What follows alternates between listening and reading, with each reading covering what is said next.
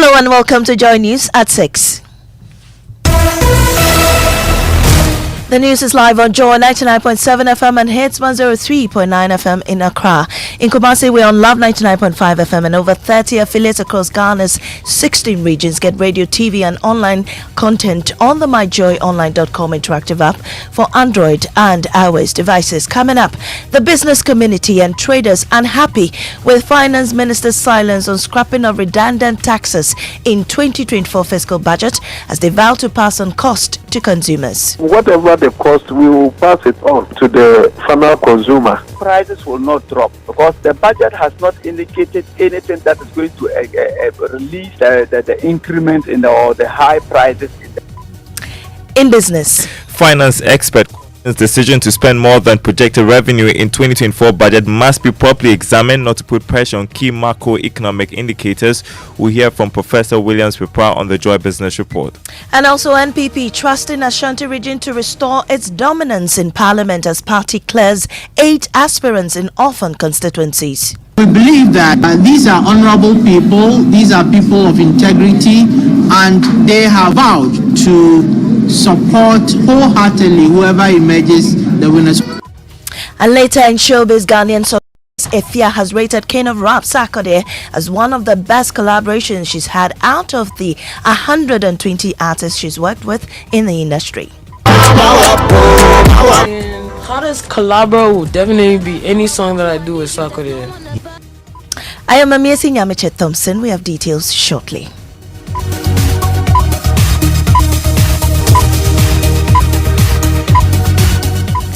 Now, the business community and traders are unhappy with the Finance Minister Ken Ofori-Atta's silence on scrapping redundant taxes in the 2024 fiscal budget.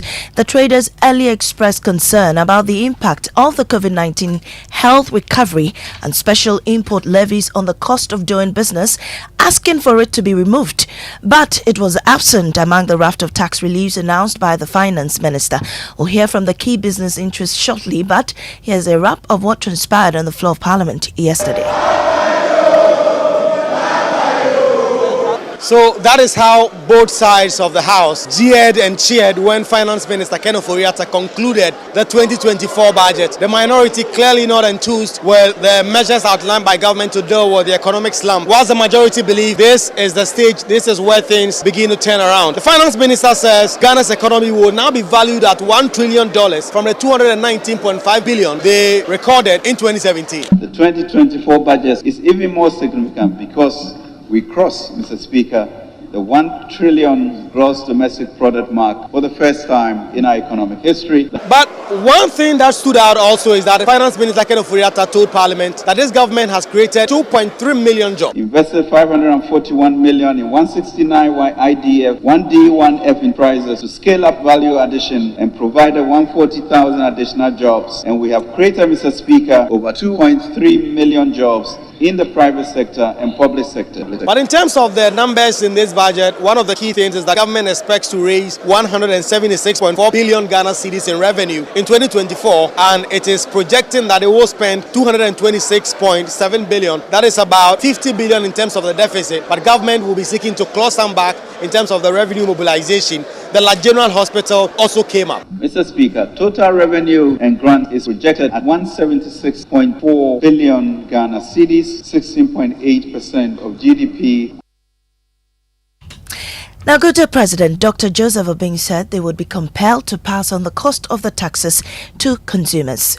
Normally, the general impression is that whatever the cost, we will pass it on to the final consumer. You understand? Because businesses have to survive. But then it's not also easy because the consumer is also overburdened. That of the effects of inflation, their purchasing power have been taken away. So what it means is that businesses are not going to thrive because of our turnovers are going to be curtailed. Meanwhile, Minority Leader Kasiel Atuforsin says the minority will reject the approval of the 2024 budget if government fails to address concerns raised about tax waivers granted by the Finance Ministry. Touchwood, we in the NDC will not support this tax policy. What they have done today by introducing tax exemption, new taxes worth 11 billion Ghana cedis is insensitive. In fact, it's most cruel, and it shows that this government is out of touch with the realities of the country. They are before the finance committee and they are begging us to approve it, and we are saying no, so we will not approve it. You're going to reject all that? We have already rejected it. Would it come for a vote? And when it comes to the floor, we are voting against it. At the committee level, have you already decided? In fact, they have not put the question for the vote yet, because they saw our mood, and so they are scared to put it to vote. Well, still on the budget, Member of Parliament for North Tongu, Samuel Okudzeto-Ablakwa, says he's cautiously optimistic over government's plans to provide relief for persons affected by the Konsombo Dam spillage. The Finance Minister, Ken Ofori-Atta, announced a 220 million cedi package to get some items for the victims yesterday, but Mr. Ablakwa is excited but measured in his expectations. I continue to be cautiously optimistic because I know that there's a world of difference between allocations and actual releases. And then for the resettlement and compensation, I must emphasize that data is still being collected. We are still assessing the full range of devastation, the levels of impact. Now, Ghana civil society platforms on SDG have also lauded government for finally heeding calls to scrap taxes on sanitary pads. There have been several appeals, protests for government to remove the taxes on the pads to enhance menstrual hygiene and quality of life for all women in Ghana, especially girls. Archibald Adams is a leading member of the Ghana Civil Society platform on SDG. Two clear things. We're asking for taxes on the imported parts, as well as the reduction of taxes on locally manufactured sanitary pads and the provision of wash facilities. But we are excited that government has granted us this request, and we will not rest. We will continue to push, and we are hopeful that eventually we will not have any taxes on sanitary pads, whether imported or locally manufactured. Away from the budget, the New Patriotic Party is trusting its executives in the Ashanti region to win all parliamentary seats to restore the party's dominance in parliament in the 2024 election. In 2020, the party lost 2 of 44 seats held, despite a target to win all. Party treasurer Charles Jamna says the party is galvanizing members in its stronghold for the parliamentary elections. Nana Yaljima has more. Setra From Plains and Asawasi remain the constituencies that have always been won by the NDC. Edra Setra Dumase and New Edubiase are other two the NPP lost in 2020 to the NDC, affecting the party's dominance in parliament. National Treasurer of the NPP, Charles Jamna, says the party is strategizing to claim all seats in the next election. Like we often say in our local parlance, Bibi Pape Babesi in the Ashanti region. Aspirants from 3 constituencies were expected voting on Tuesday. 8 out of the 9 aspirants turned up for voting. It remains unclear why 2020 parliamentary candidate for Setra From Plains, Joseph Owusu, absented himself from the voting. Looking at the quality of aspirants, the caliber of personalities, and how they are well versed in the affairs of the party and the job they seek to take on, i.e. parliamentary leadership, it is the considered opinion of the vetting committee that they have all qualified to contest in the upcoming primaries. Nana Yaljima with that report. Now, environmental scientists are calling on company owners and woodworkers to understand the risks they face and put in place measures to protect themselves.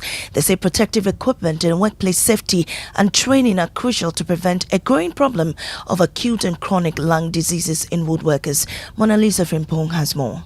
53-year-old George Boateng has been a carpenter for more than 25 years. He says his hands are the most important part of his body.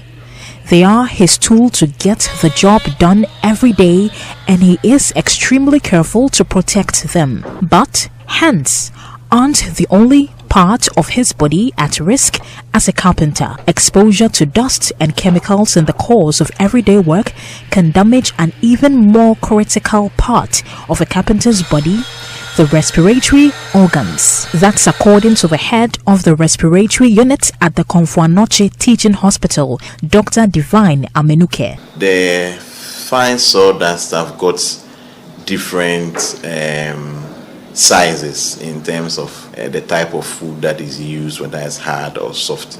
With those ones, the relatively bigger ones tend to settle more in the mouth. And before we go, Ghanaian songstress Efya has spoken about collaborations that have been given her the biggest visibility in the music space. Efya, one of Ghana's artists with the highest number of features and collaborations, said on Showbiz A to Z on Joy FM that her best collaboration was with Sarkodie, Jacqueline and Sumaya Boasmo.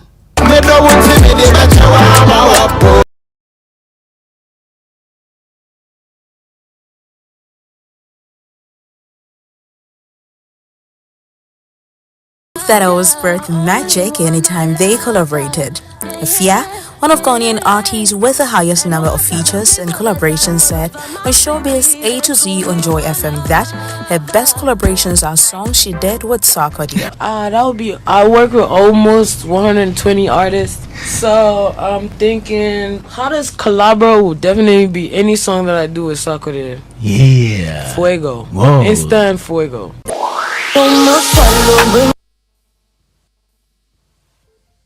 And that was Jacqueline and Suman's report, and that brings us to the end of the bulletin. In our top story, the business community and traders unhappy with Finance Minister's silence on scrapping redundant taxes in the 2024 fiscal budget. I am Amisi Nyamiche Thompson. Business is next on the Super Morning Show.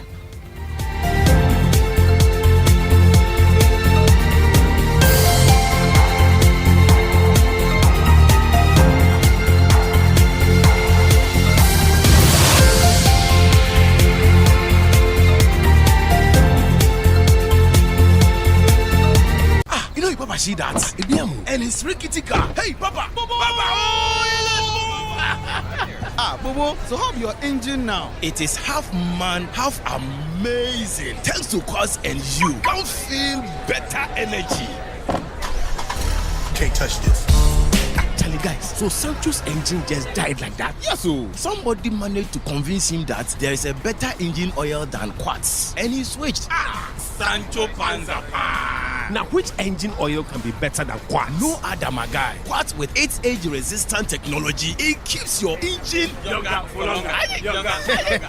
Now you know. Have you guys seen the new bottle design? It's superb. Quartz 9000 from Total Energies there improves fuel efficiency. Why do you think Mr. Mane and Logoso have taken the Quartz Nation movement World Cup like that? Sorry. Chairman. Quartz. Keep your engine younger for longer. Behind every door lies a world of opportunities. And with Absa's flexible loans, you hold the master key to open all the doors to your dreams. Doors to a new horizon and everything you could ever dream of. At Absa, we help you open the doors to all your dreams. Whether you want to buy a home, a plot of land, or finance your personal projects, our flexible personal loans, mortgage, and credit cards can make it happen. Visit absa.com.gh to discover how to get things done. That's Africanacity. That's Absa. Terms and conditions apply.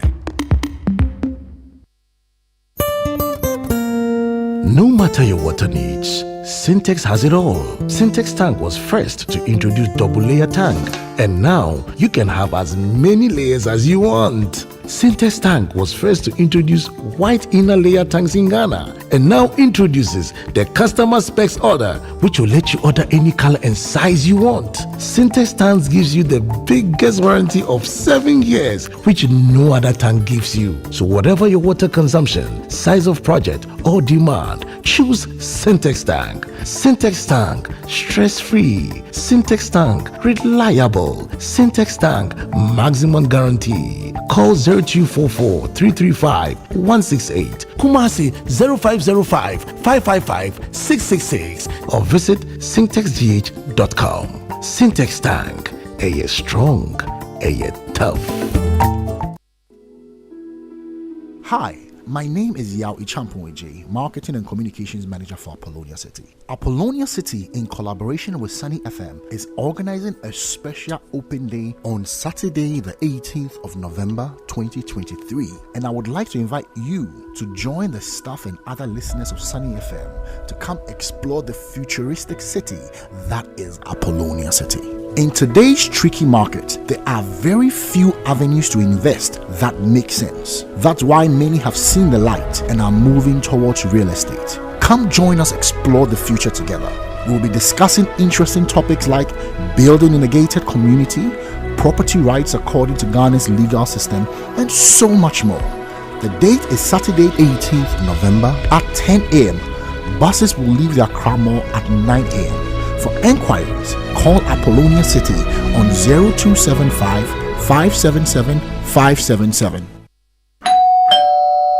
There's never been a better time to own a home.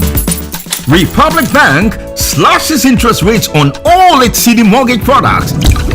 Yes, switch and sign on to any of our CD mortgages. Enjoy ultra low interest rates and pay less to live in your dream home. Cool. Call 054 0109 649, 054 0109 901, or email myhome@republicghana.com. Offer is valid until 31st January 2024. Terms and conditions apply. Republic Bank, we're the one for you.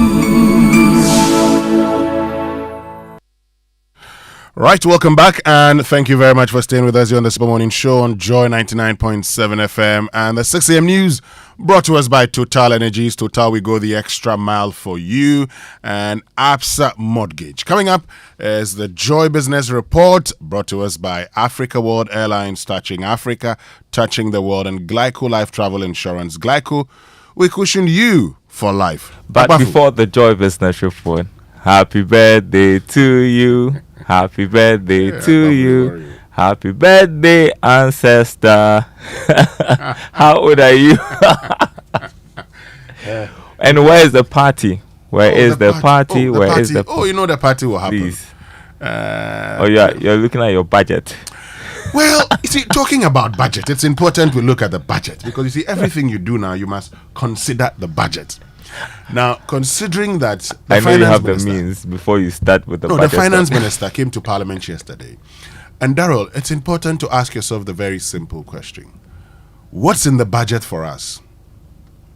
The tax reliefs, where he talks about zero rate on electrical vehicles for public transportation. Electrical vehicles.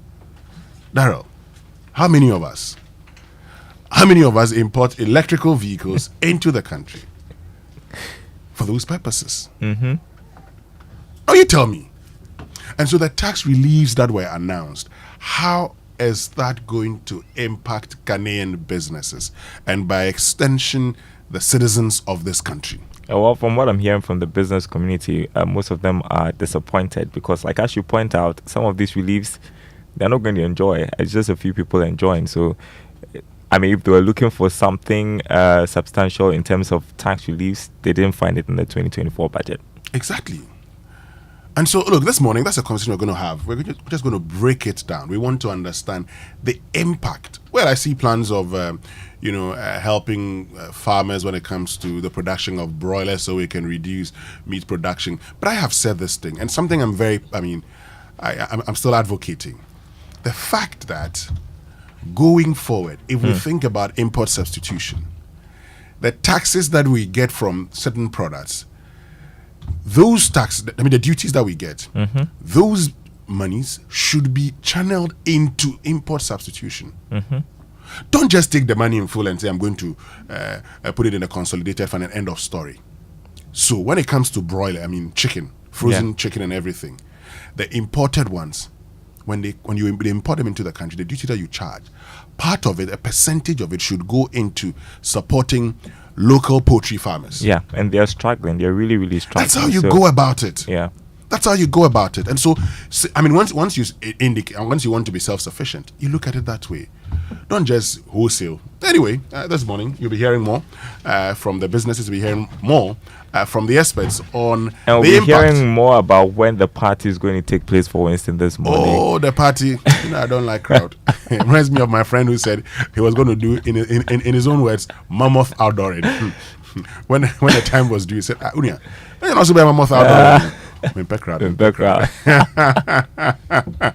Anyway, let's get into the Joy Business Report with Darryl Kwao and the team.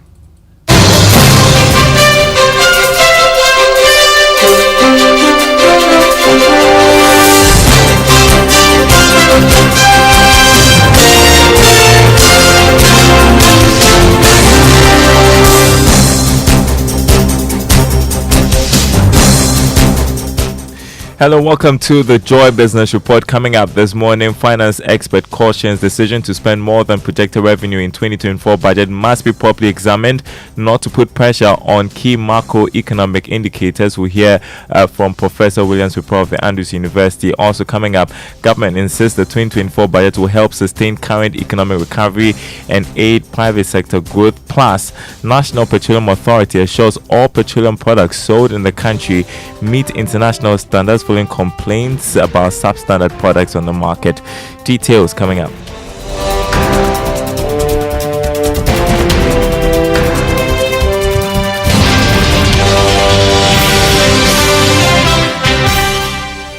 My name is Darryl Kwao. Thanks for being with us. Hello to our friends listening from Kofor Radio and KTU Radio. First up, finance lecturer at the Andrews University in the US, Professor Williams Wipro, has said that government's decision to still spend more than its forecast revenue in 2024 must be properly assessed to make sure the funds go into capital expenditure.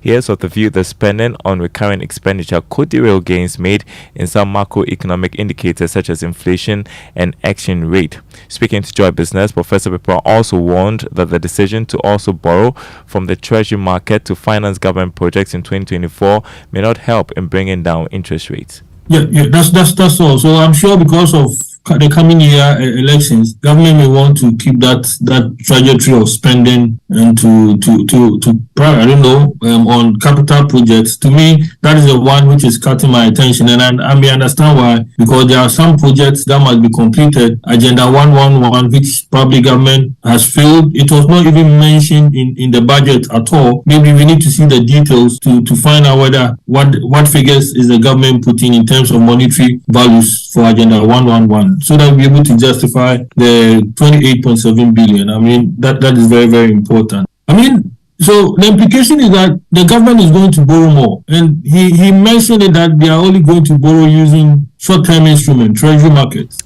Associate Professor of Finance at the Andrews University, Williams Wipro there. Now, government is insisting that the 2024 budget will help sustain current economic recovery and aid private sector growth. It follows the minority in Parliament's description of the budget as empty and criticisms that the statement is not business friendly. But government disagrees. Here's Andrew Ejapamesa, who is Deputy Minister of Energy.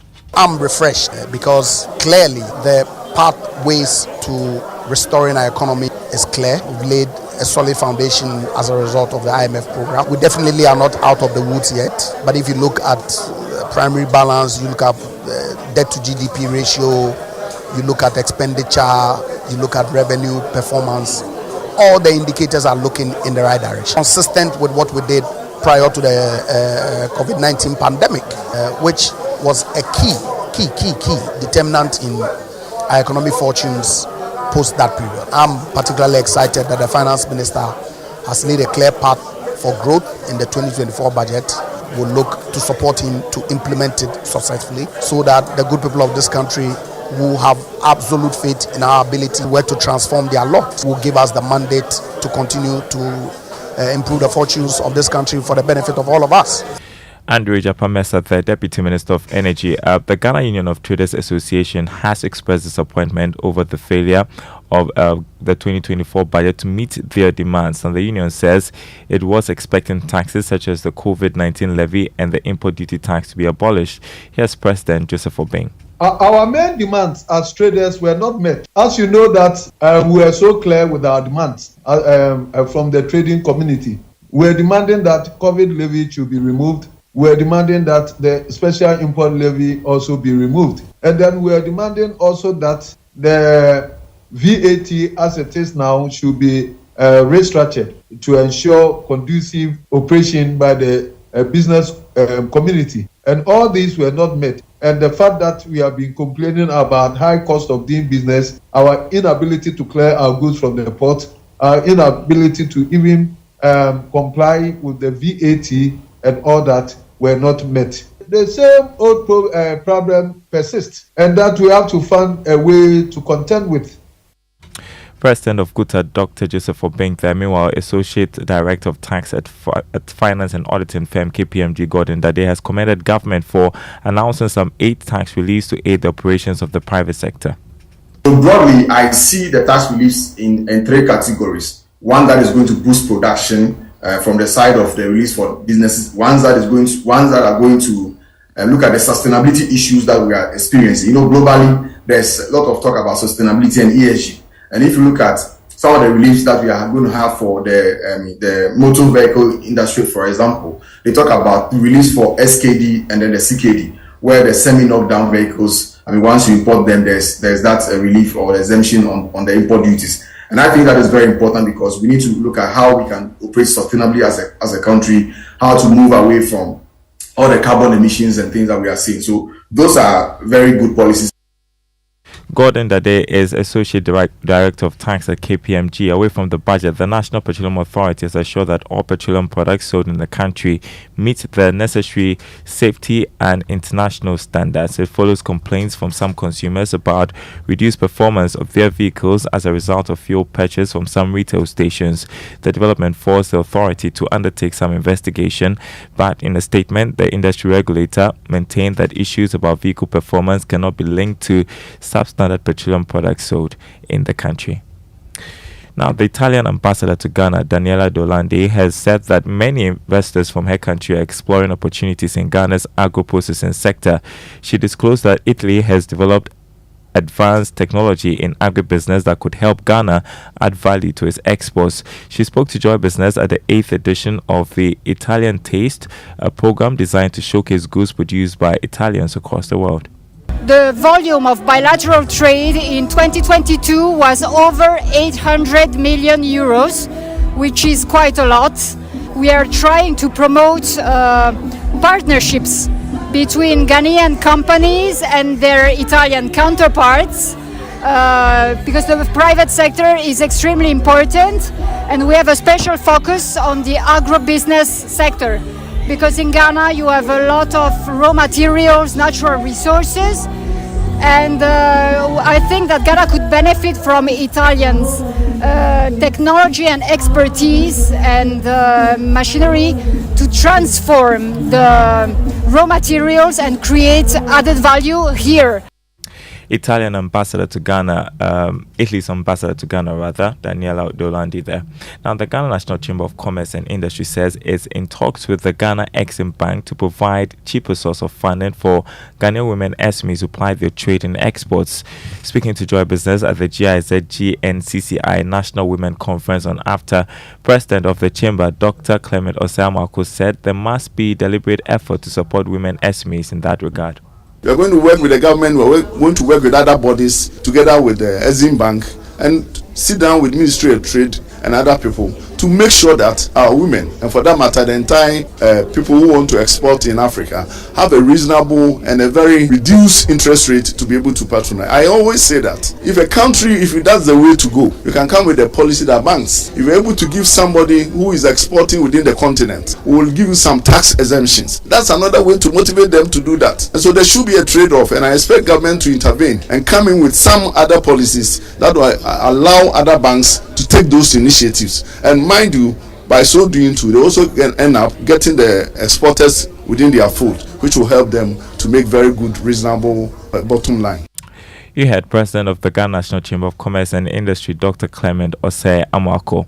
On Investor Eye today, make sure you keep all documents related to any investment you make to help police investigations anytime you become a victim of an investment fraud.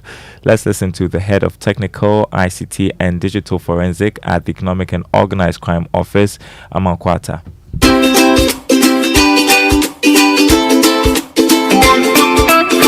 If an individual realizes they have been duped or deceived, there are several immediate remedial measures they can take. Here are some of the steps to be considered. 1. Stay calm and control your emotions. It is important to remain calm and composed when you discovering that you have been duped. Losing your control can sometimes further mistakes or impulsive decisions. 2. Gather evidence. Try to gather all available evidence of the deception. This includes any documents, email, message, or other form of communication that can support your claim. Take snapshots, that's screenshots, photos, or make copies of relevant record to preserve the evidence.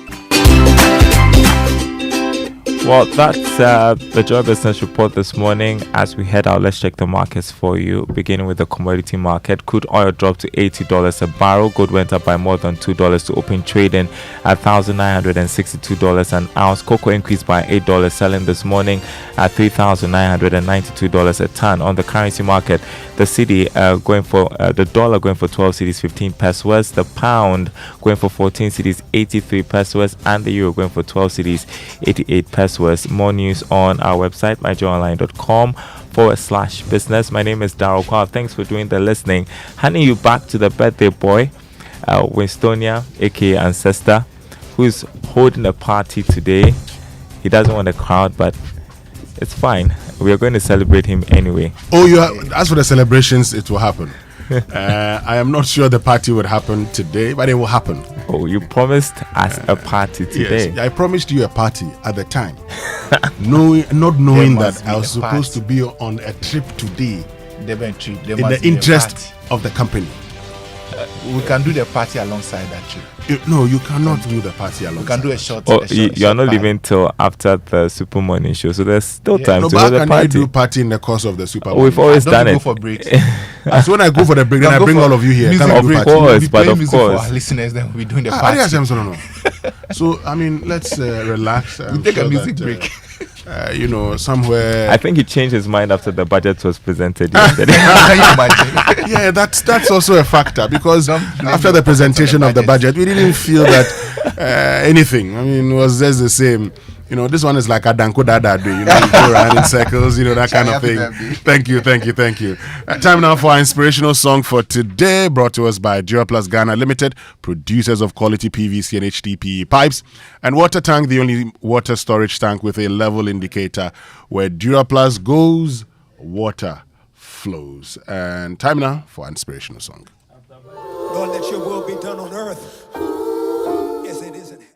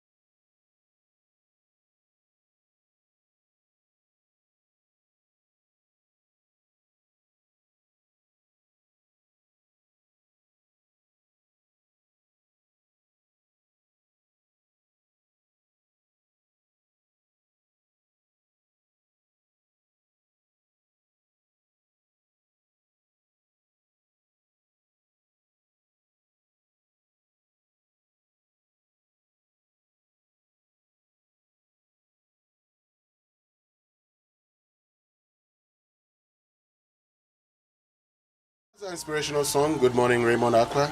Good morning, birthday man. Mostly they say birthday boy, but mindful of the state of your head, there's no way we can say. Yeah. Shall we you have want to give cowbell to Winston? A 5-star breakfast today? Not really. As for men, they impose it on women. They choose what they want anyway. But it was a question. Yeah. Mama V. I have the cash. It's his birthday. And I'm ready to spend. This week you've been busy. As for having the cash, you're likely to have the cash. Anyway, thank you very much, Raymond. Let's get into our Drive Safe campaign. Our Drive Safe campaign brought to you by Journeys and Multimedia Group and supported by Toyota Superior Quality. So driving too close to other vehicles or tailgating, as it is more commonly known, is extremely risky because you have little time to slow down if the driver in front of you hits the brakes. Please, I beg, please leave a bit of space. I know the traffic can be very heavy, but leave a 3-second distance between you and the car ahead of you. That's your tip this morning. Please drive safe wherever you're going. So let's learn how to say it right.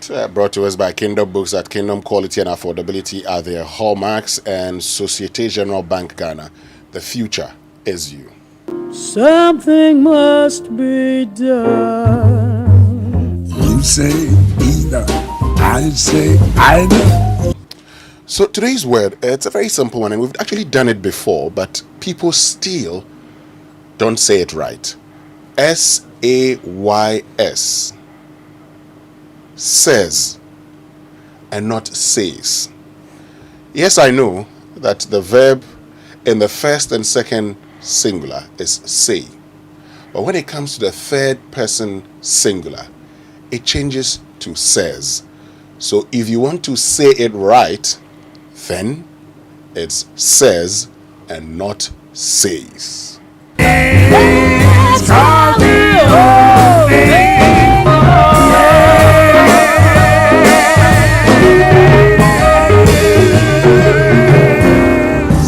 Mama, what was that about? Raymond, how do you say it?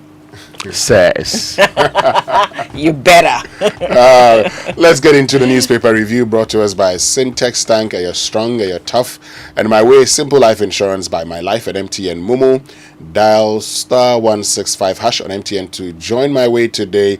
And the Royal Cozy Hills Hotel, Drapa, Dubai, your ultimate destination for luxury and adventure. Before we get into the papers, let's just bring you some reactions after the Minister of Finance presented the budget. Touchwood, we in the NDC will not support this tax policy.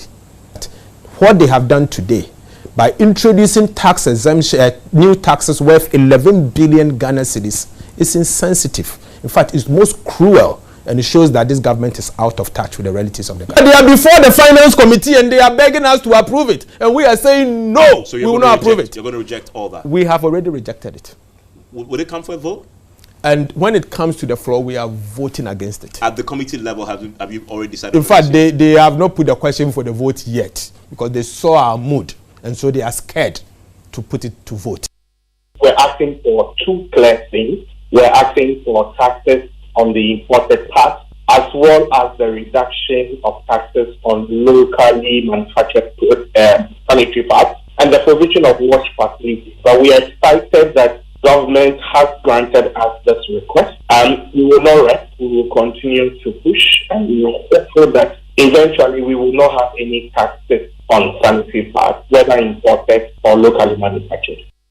I continue to be cautiously optimistic because I know that there's a world of difference between allocations and actual releases. And then for the resettlement and compensation, I must emphasize that data is still being collected. We are still assessing the full range of devastation, the levels of impact. Normally, the general impression is that whatever the cost, we will pass it on to the final consumer. You understand? Because businesses have to survive. But then it's not also easy because the consumer is also overburdened. And so what it means is that businesses are not going to thrive because of our turnovers are going to be curtailed. Morning Show.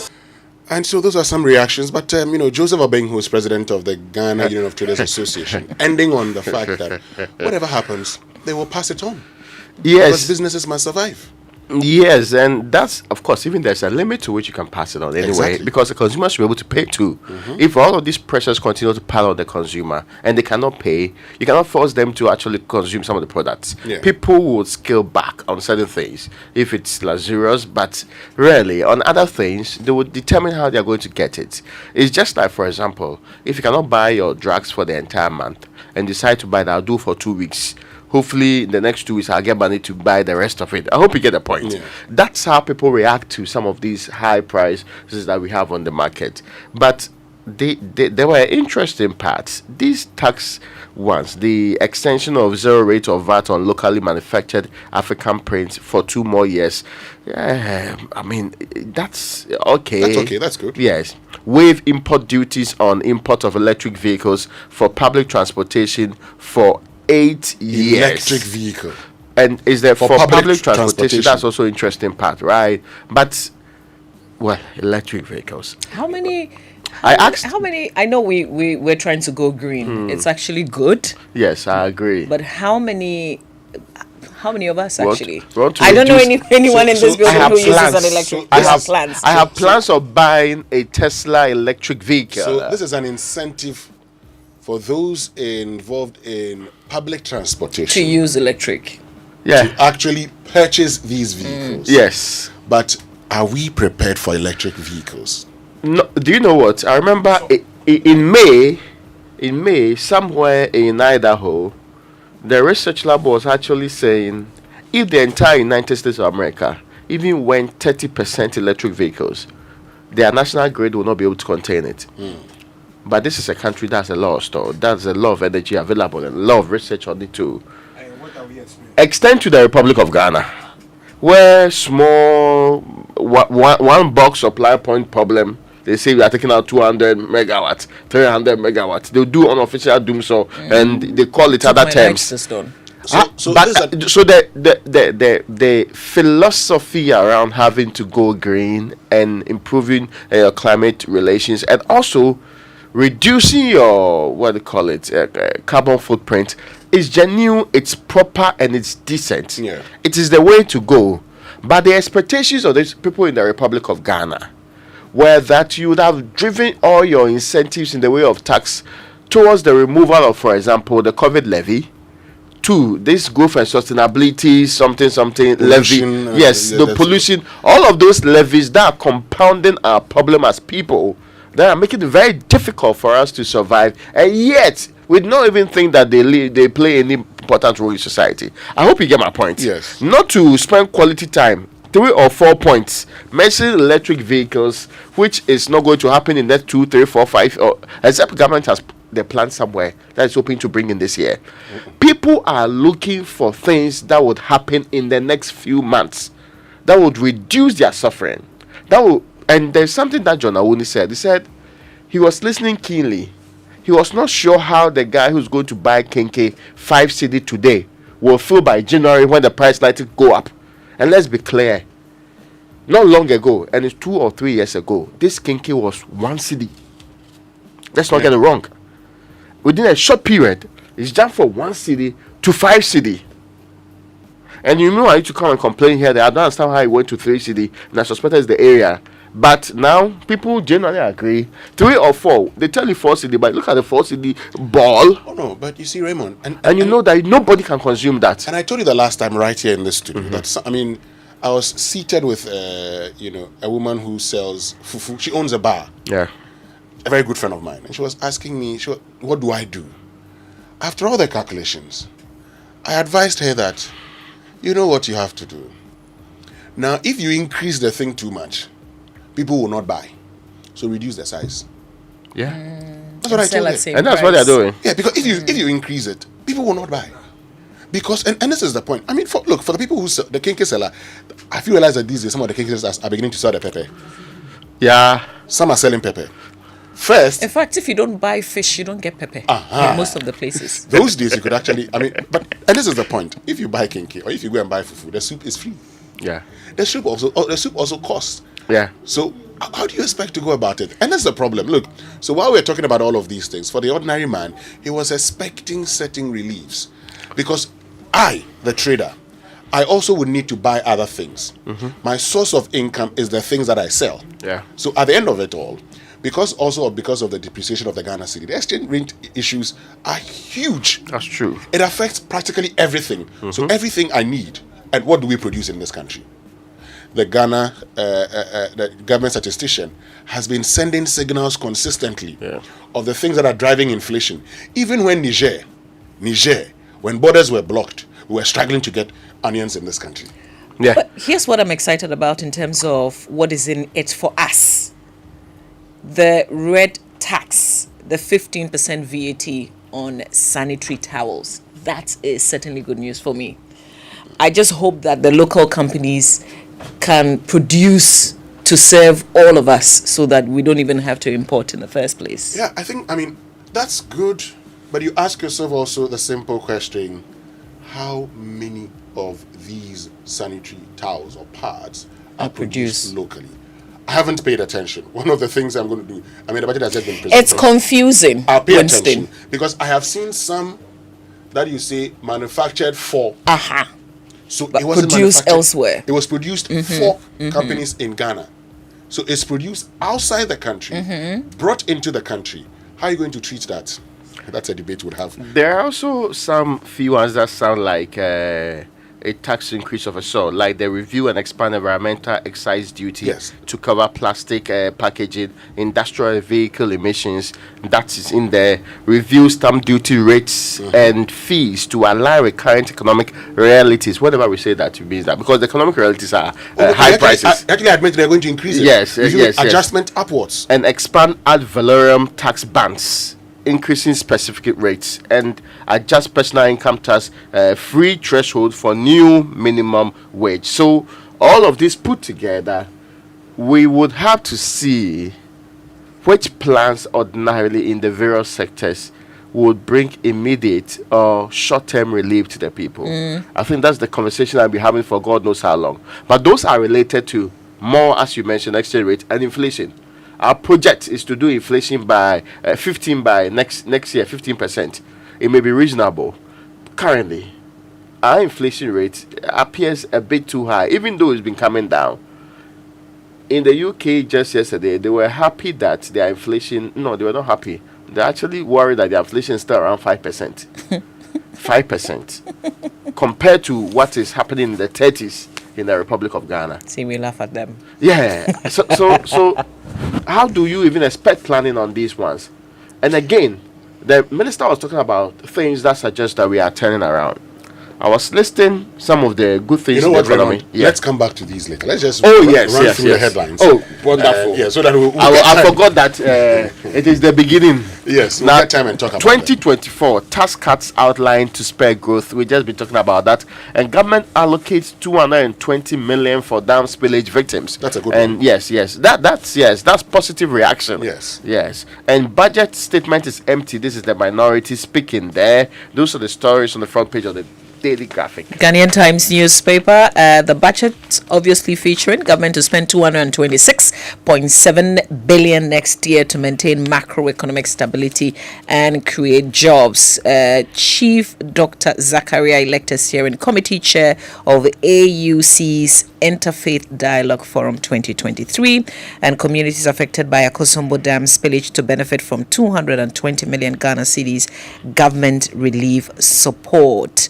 On the back page of the paper, President receives MRE, that's the Mineral Resource Estimate results on Nyinahin block. Details of that in the paper. Now, the Business Finder is reporting this morning, government targets 2.8% growth for 2024 by spending 226.7 billion to accrue 61.9 billion cedis in deficit.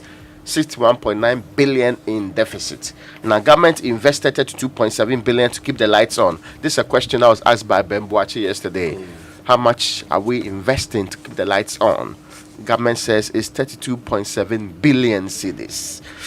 That's an interesting figure. Very huge anyway, if you ask me. Improve infrastructure to boost African trade. That's also the front page. Daily Guide newspaper, major facelift for Tema Port. So President laid a brick for the next stage of the expansion projects. And then they have stories, obviously, from the budgets. And Stop Religious Politics, also a story in the paper, as well as government approving 23% base pay increment for workers. Richie Nyama secures 14 Ghana Gas PURC boreholes for Pandai district. Okay, now I'm confused. Okay, well, so are these his projects or Ghana Gas? No, I mean he's seeking to be the parliamentary candidate for Bandai, so you can understand. Let's go for the online news review brought to us by Zenith Bank in your best interest and Goyle Good Energy. Now, what do you do when you run out of fuel in your vehicle? Do you just stop up anywhere? Don't do that, Moavi. Let's introduce you to the Good Energy family and why you must be part of it before you buy your EV vehicle. All right? Okay, so Goyle Super XP Raw 95 and Diesel XP are the very best quality fuels with high performance in town for your vehicle.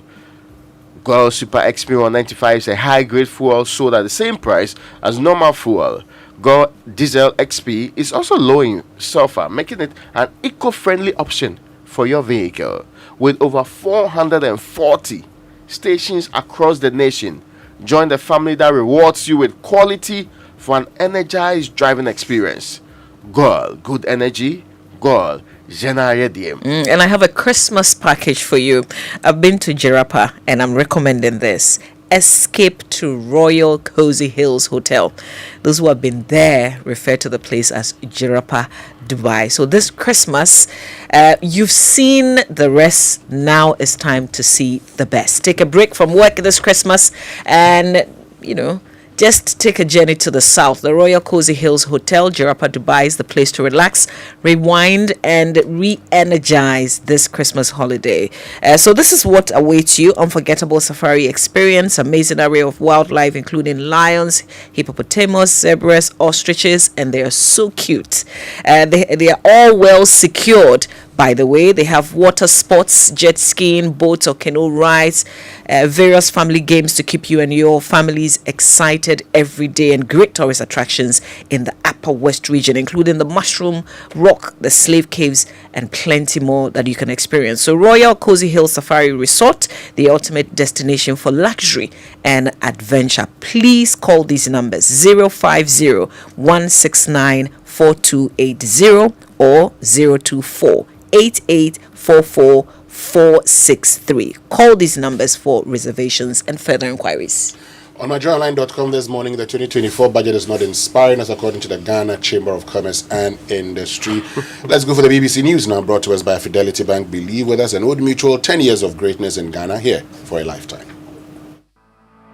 For decades, we have helped businesses connect with their trade partners all over the globe. From Ghana to Burkina Faso, Côte d'Ivoire, Benin, Togo, Senegal, China, Morocco, France, Netherlands, and many other countries. We have made it possible to bring Ghana to the world. We have brought small and medium businesses closer to their customers across the regions in Ghana with our SME support facilities. We have brought relief and smiles to the faces of families with our employee personal loans. With our cutting-edge technology and digital support, we take the burden of complex thinking off you, making life simple. That is who we are, as close as a partner. Bank of Africa. We are indeed the African bank with the global reach. Want to feel energized for more? Fuel up with Super XP Raw 95 and Diesel XP high performance products from Goyle. Our high grade fuel comes at no extra cost, but with more power. And our Diesel XP, it's low in sulfur, making it an eco-friendly option for your vehicle. Experience high performance and quality with our products. Available everywhere. Choose Super XP Raw 95 and Diesel XP for an energizing driving experience. Goyle. Good energy. My way insurance,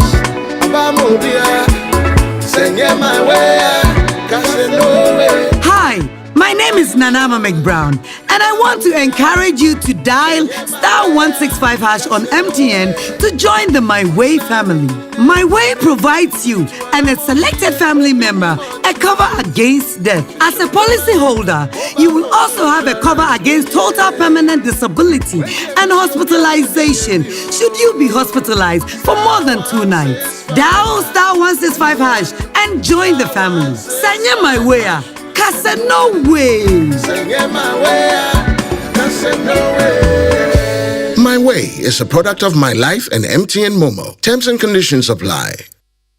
Your search for a distinctive university to attend is now over. I introduce you to Heritage Christian College, located at Amasaman behind the Olympic Stadium, affiliated to KNUST and UCC, and accredited by the Ghana Tertiary Education Commission. The university offers Bachelor of Business Administration programs with options in accounting with computing, marketing, accounting, human resource management, business information technology management, entrepreneurship and technology innovation, Bachelor of Science courses in information technology and information security, nursing, and a Bachelor of Theology. We offer student entrepreneurship training with financial support. The entry qualifications include WASI, SSCE, GBCE, HND, and diploma in relevant fields. Mature entrants can also come if they are 25 years and above. We also offer 12-month Master of Science programs in accounting and taxation, accounting and finance, and human resource management. Contact us on 0547 777 731. Heritage Christian College, a university educating compassionate entrepreneurial leaders.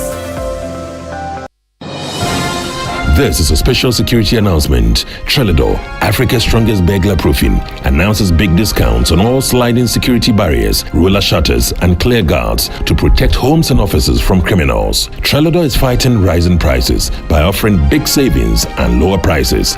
Be safe, secure your premises. Google Trellador or call 0561 24 24 24. Trellador, Africa's strongest burglar proofing.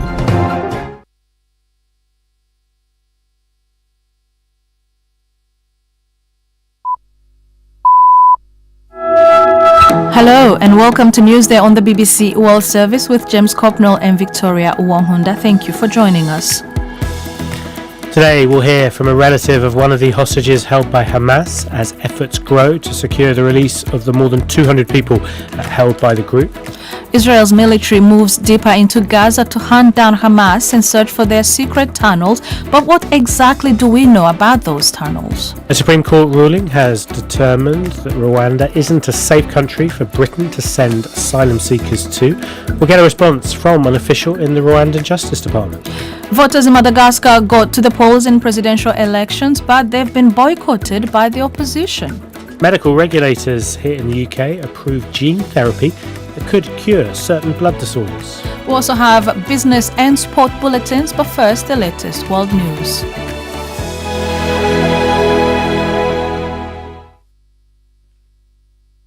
Hello, I'm Neil Nunes with the BBC News. The leaders of China and the United States have spoken positively about their first face-to-face meeting in a year.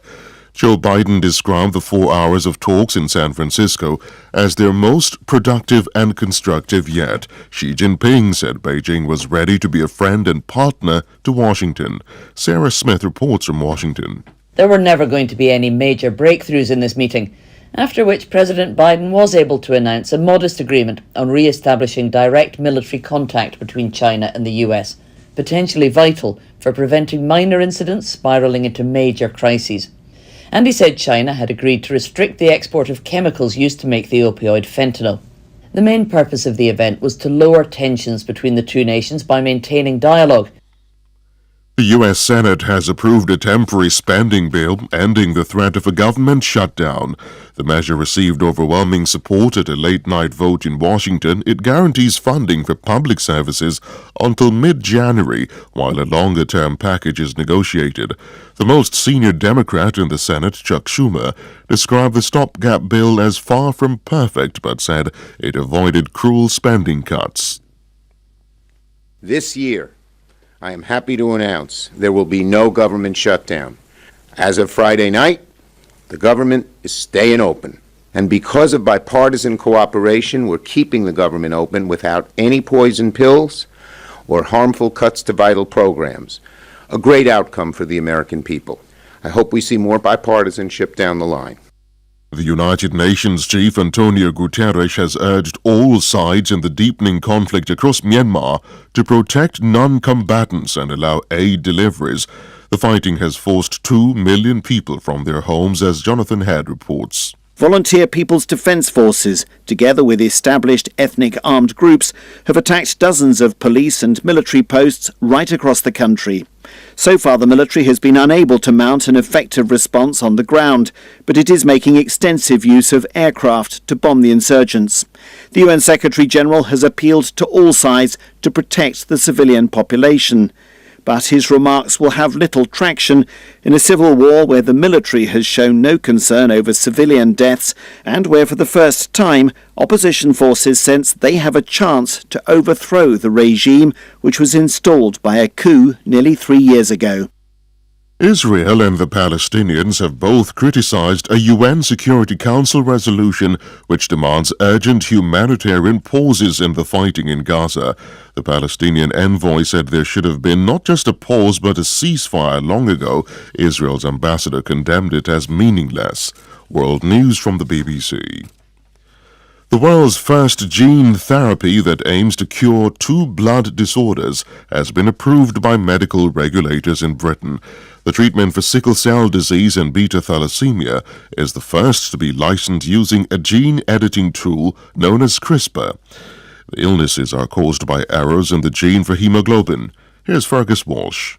This is a revolutionary advance for 2 inherited blood conditions, both triggered by errors in the gene for hemoglobin.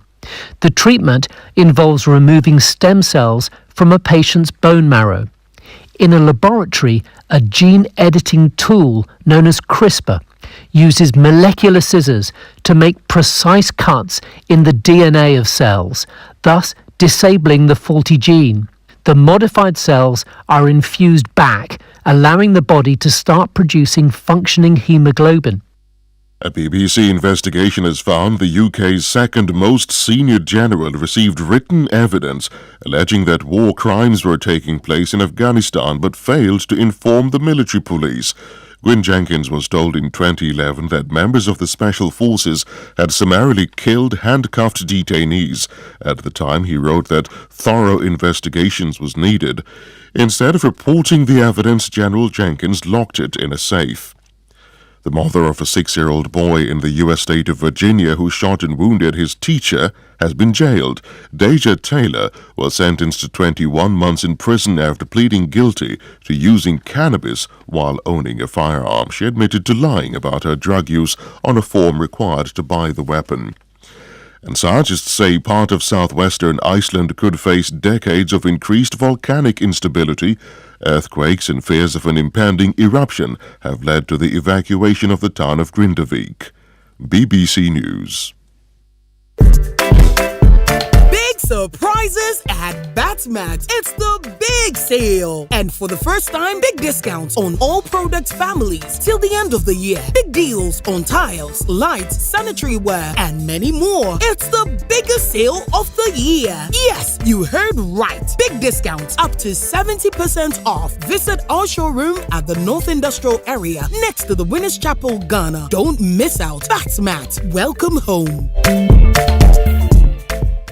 For over 10 years, Old Mutual has been touching lives in Ghana. Whether you're a trader or a student, an entrepreneur or an employer, or nearing your retirement, we have the right financial solutions tailored just for you. Contact Old Mutual on 030-7000-600 or visit our website on oldmutual.com.gh to learn more. And let's realize your financial freedom together. 10 years of greatness, here for a lifetime. Old Mutual, do great things every day.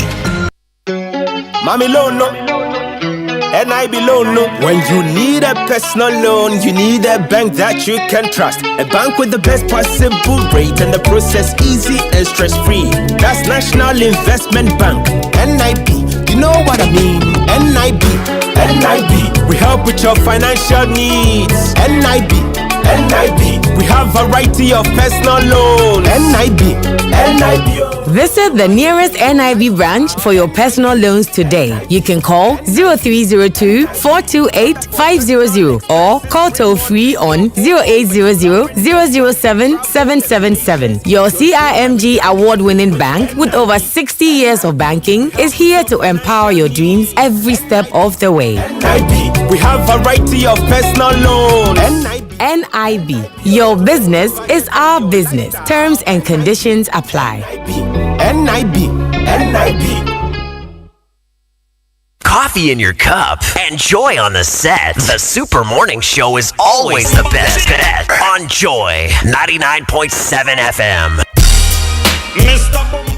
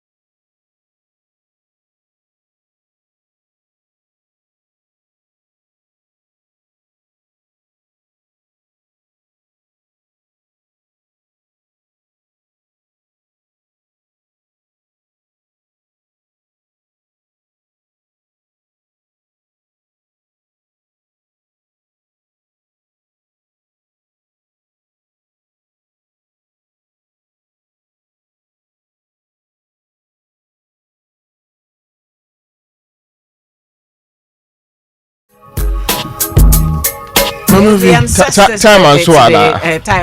Time versus is okay. We wanted to be sure. Yeah. Oh, but we're getting lots of love, Winston. Lots of messages coming through for you. We'll spend a bit of time on that in the course of our program today. I can't, like, this is Winston celebrating his birthday. I'm still alive. But you know, talking about the budget, Mama Vivian, you've asked a very important question. What's in it for us? And yesterday when I spoke with John Awuni, look, he said, well, he was listening and waiting for the time that something would just hit him and say, and then he would say, this is it, this is what I was waiting for. And that time never came. And so, well, what you would experience that tomorrow when you go, as in today, when you go and buy your fruit juice, your kenke, your everything, the price will remain the same. Tea bag is the one that I because it was, you know, when you go to My Joy Online and you look at the top 20 items contributing to inflation, you would see tea bags. That's like the number one on the list. And you know the other thing that we have not talked about, you know that we've actually not been paying our external debts since December. Yeah. Now, we are negotiating with them. Based on the terms we agree with them, we may start paying. How is that even going to put pressure on the exchange rate and the Ghana cedi? That's true. That's something we haven't thought about. And so once you think about that, that in itself gives you what to expect in 2024. And that's predominantly dollar debt anyway. Exactly. Look, we're going to get into all of these conversations here on the Super Morning Show, but Toyota, you know, has unveiled an irresistible offer. So Raymond, for a limited time only, they're offering huge price discounts on an exceptional range of vehicles, including the sleek Belter, the stylish Corolla Cross, the dynamic RAV4 Mamavi, and the robust Hilux.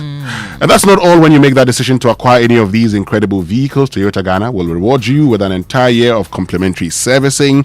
This golden opportunity won't be around forever, so pay a visit to any of their showrooms located in Accra, Tema, Kumasi, Tamale, Takwa, and Takrady. Alternatively, you can reach out to them on 0302910204. Credit purchase is also available through special arrangement with their finance partners. Toyota, superior quality.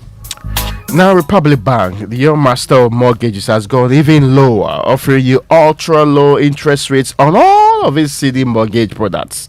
If you are planning to own, build, or improve your home, now is the perfect time to do so. Take advantage of this window of opportunity. Call our mortgage hub and speak to a specialist on this number 054-010-9901, or send us an email at myhome@republicghana.com. This offer is valid until the 31st of January 2024. Terms and conditions apply. Republic Bank, we are the one for you. And I got a message from them at Dawn, Republic Bank. Yeah. Happy birthday, wasn't it?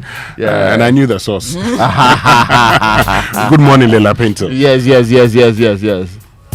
All right, calling all football lovers, Total Energies Ghana is bringing the AFCON trophy to Ghana, and you, our loyal customers, will get the unique opportunity to experience it feely. So catch the AFCON trophy on the 28th of November at the following Total service stations. So the trophy will be at Liberty Avenue, Ring Road, and 37 Hospital Road, and you could get a chance to take pictures with the trophy and interact with the brand ambassador Stephen Tonedo Apia. Let's live football together with Total Energies. Remember the date, 28th of November at Liberty Avenue, Ring Road, and 37 Military Hospital, the Total Energies outlets. And Societe Generale, your secured and trusted partners, celebrating 20 years in Ghana. Hooray! Guys, where are you? Hooray! Now, this significant milestone wouldn't have been possible but for you, their loyal customer. So this anniversary is dedicated to you. It's been a journey of triumph, success, and innovative financial solutions crafted to give you, your family, and business the best outcomes always. Our partnership with you has seen you and your families grow, your businesses and institutions succeed, and many dreams come true. Today, we're celebrating 20 years with you. Societe Generale Ghana, the future is you. Now, Kingdom Books and Stationery Limited, your number one supplier of quality office essentials, equipment, and also furniture at affordable prices, has actually introduced an online store for your shopping convenience. This means whether you live in the Eastern region, purporting to live in the Greater Accra region, or live truly in the Greater Accra region, you can now shop by simply logging on to. It looks like. If you're in Tama. Logging on to kingdomstoreonline.com without physically coming to any of our branches. It is hassle-free. We arrange delivery to your homes and offices within reasonable time. Now, we also offer free delivery within Accra and Tema. And you want to say not where. And accept payment via Momo across all networks. Terms and conditions, however, apply. At Kingdom, quality and affordability are our hallmark. And if you're looking for a loan, you're looking at about 450,000 Ghana cedis to do something. Well, then check this out. You can get this much money from Fidelity Bank, and you can also get rewards at the same time. So switch your existing salary loan to Fidelity Bank, or get a new personal loan and enjoy the lowest fixed interest rate 2 months repayment holiday in December 2023 and January 2024. Also 50% discount on the processing fee till end of December 2023. They are also giving you guaranteed fixed monthly repayment or installment. So don't miss this offer. Call Fidelity Bank now on 0800 003 355, or just walk into any Fidelity Bank branch today and let them help you achieve their dream. Well, let me introduce to you Dominion University College, your pathway to success, with a wide range of programs spanning bachelor's and HND in marketing, human resource management, computer science, accounting, theology, pastoral care and counseling, business administration, MBA in marketing, PhD, MPhil and MSc in statistics and more. Dominion University College offers you the flexibility to pursue your passion and carve your own unique path to success. At Dominion University College, we encourage student engagement and critical thinking by incorporating active learning strategies into the curriculum. Join Dominion University today and embark on a transformative educational journey that will empower you to thrive in the ever-changing world. Call us on 0201 063633 or 0507 777-435, or visit our website at duc.edu.gh today to learn more about our programs and admission requirements. Dare to stand out, dare to lead, dare to dominate with Dominion University College, East Legon, Accra. Time for some refreshment now. Nestle Nutrition Line coming up next year on the Super Morning Show is brought to us by Nestle, and you know Nestle offers good food for a good life. Having your baby try out different tastes and flavors isn't just about giving them a change of taste. This helps to develop their palate and prepares them better for accepting varieties of adult food as they grow. So go ahead and try any of our 6 Cerelac variants, that is wheat, maize, rice, biscuity, fruit pieces, and millet. Remember, each bowl of Cerelac contains goodness that helps your child's normal growth and development. Cerelac, it's all good, Mum. This advert is FDA approved.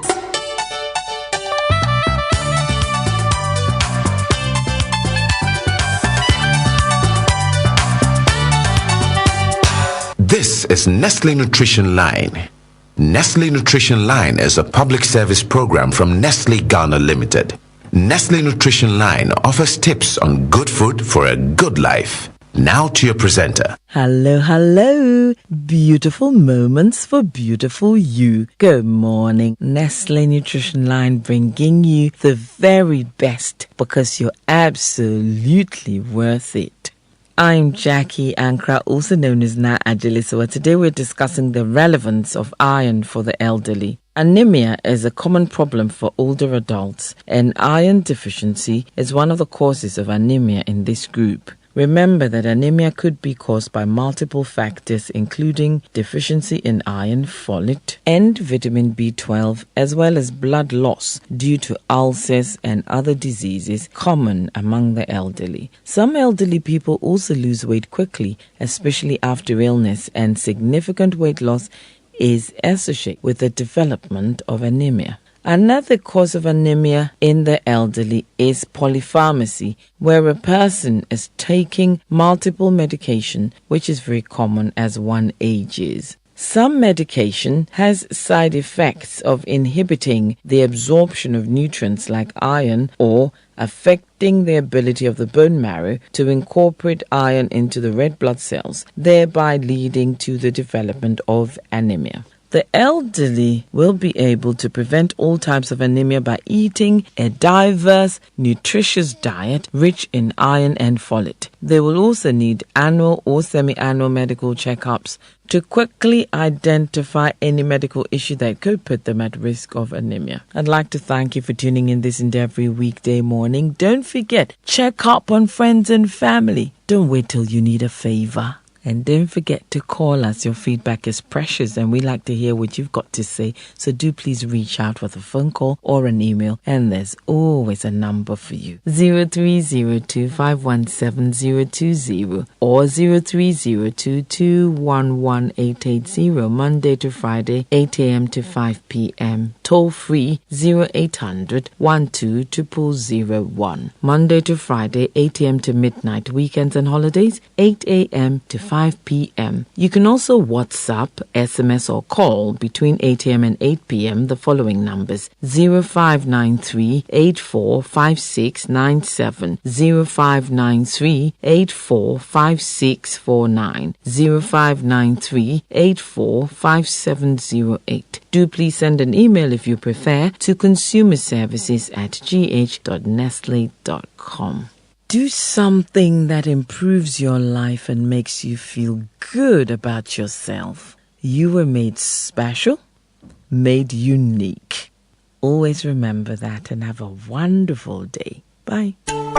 Having your baby try out different tastes and flavors isn't just about giving them a change of taste. This helps to develop their palate and prepares them better for accepting varieties of adult food as they grow. So go ahead and try any of our 6 Cerelac variants, that is wheat, maize, rice, biscuity, fruit pieces, and millet. Remember, each bowl of Cerelac contains goodness that helps your child's normal growth and development. Cerelac, it's all good, Mum. This advert is FDA approved.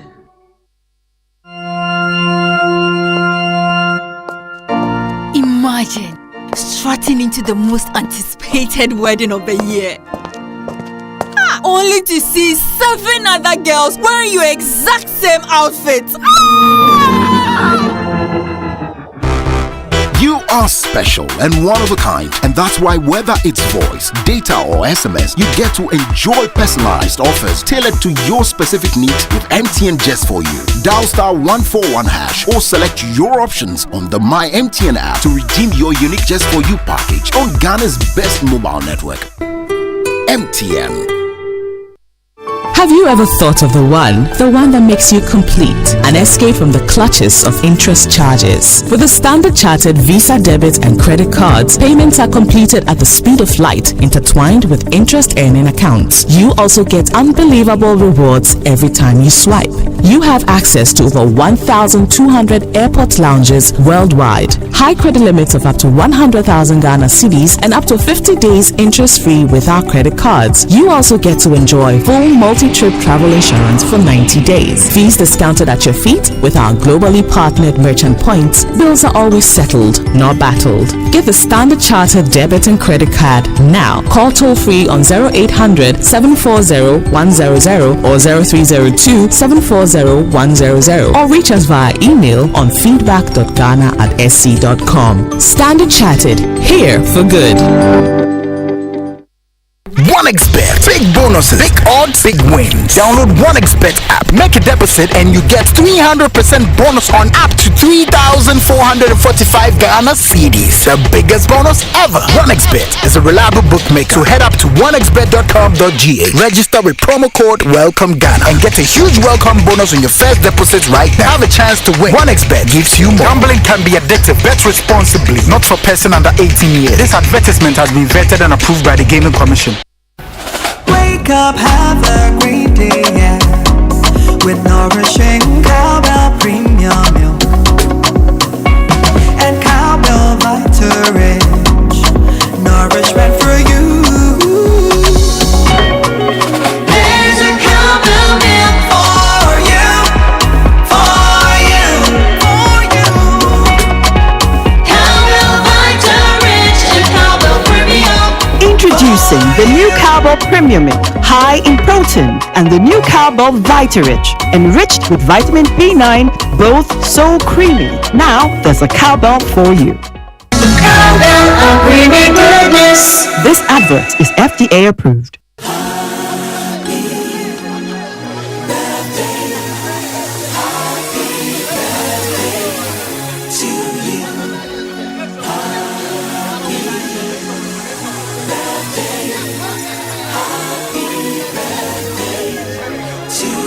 And birthday messages on the Super Morning Show are brought to you by MTN. Everywhere you go. Bank of Africa, the African bank with global reach. Bank of Africa, as strong as a group, as close as a partner. And Franco Trading Enterprise. Still phone Papa Perfie. Are we starting the birthday? We are starting the birthday. We're reserving Winston for a bit later, right? Why? That is the only birthday I have. I'm not sure why you have others, but it's your birthday today. My wonderful little sister Nerissa Ashigbe, teacher at Bishop Bowers School. It's your birthday today. You hit the 5th floor, and your brother, so your mom Rex, Sister Joyce, your kids Gabby, Vanessa, Bubune, Edem, Aseye, Nuna, and of course your brother Ken. They're all wishing you a happy birthday today. And today is also the birthday of lawyer Kwame Jantwa. Oh, I see. Yes. Hey, you celebrate your birthday with a great thank one. you. So happy birthday, lawyer Kwame Jantwa, and also a birthday of my lecturer, Dr. Edwin Ayeno of UPSA. So happy birthday to him also. All right, Mrs. Patricia Hagan, aka Ya Rosalinda. Today is your birthday. Your husband, engineer Benji Hagan, in Sawam ECG district manager, says he loves you very much. God bless and keep you safe. Ya Rosalinda, enjoy your birthday today. So, Professor happy birthday Peter to Winston. Happy birthday to Winston Amwa. Oh, today is also the birthday of Doreen Avio. Yes, Doreen Avio's birthday today. Doreen. So happy birthday, your Doreen. Doreen is my sister.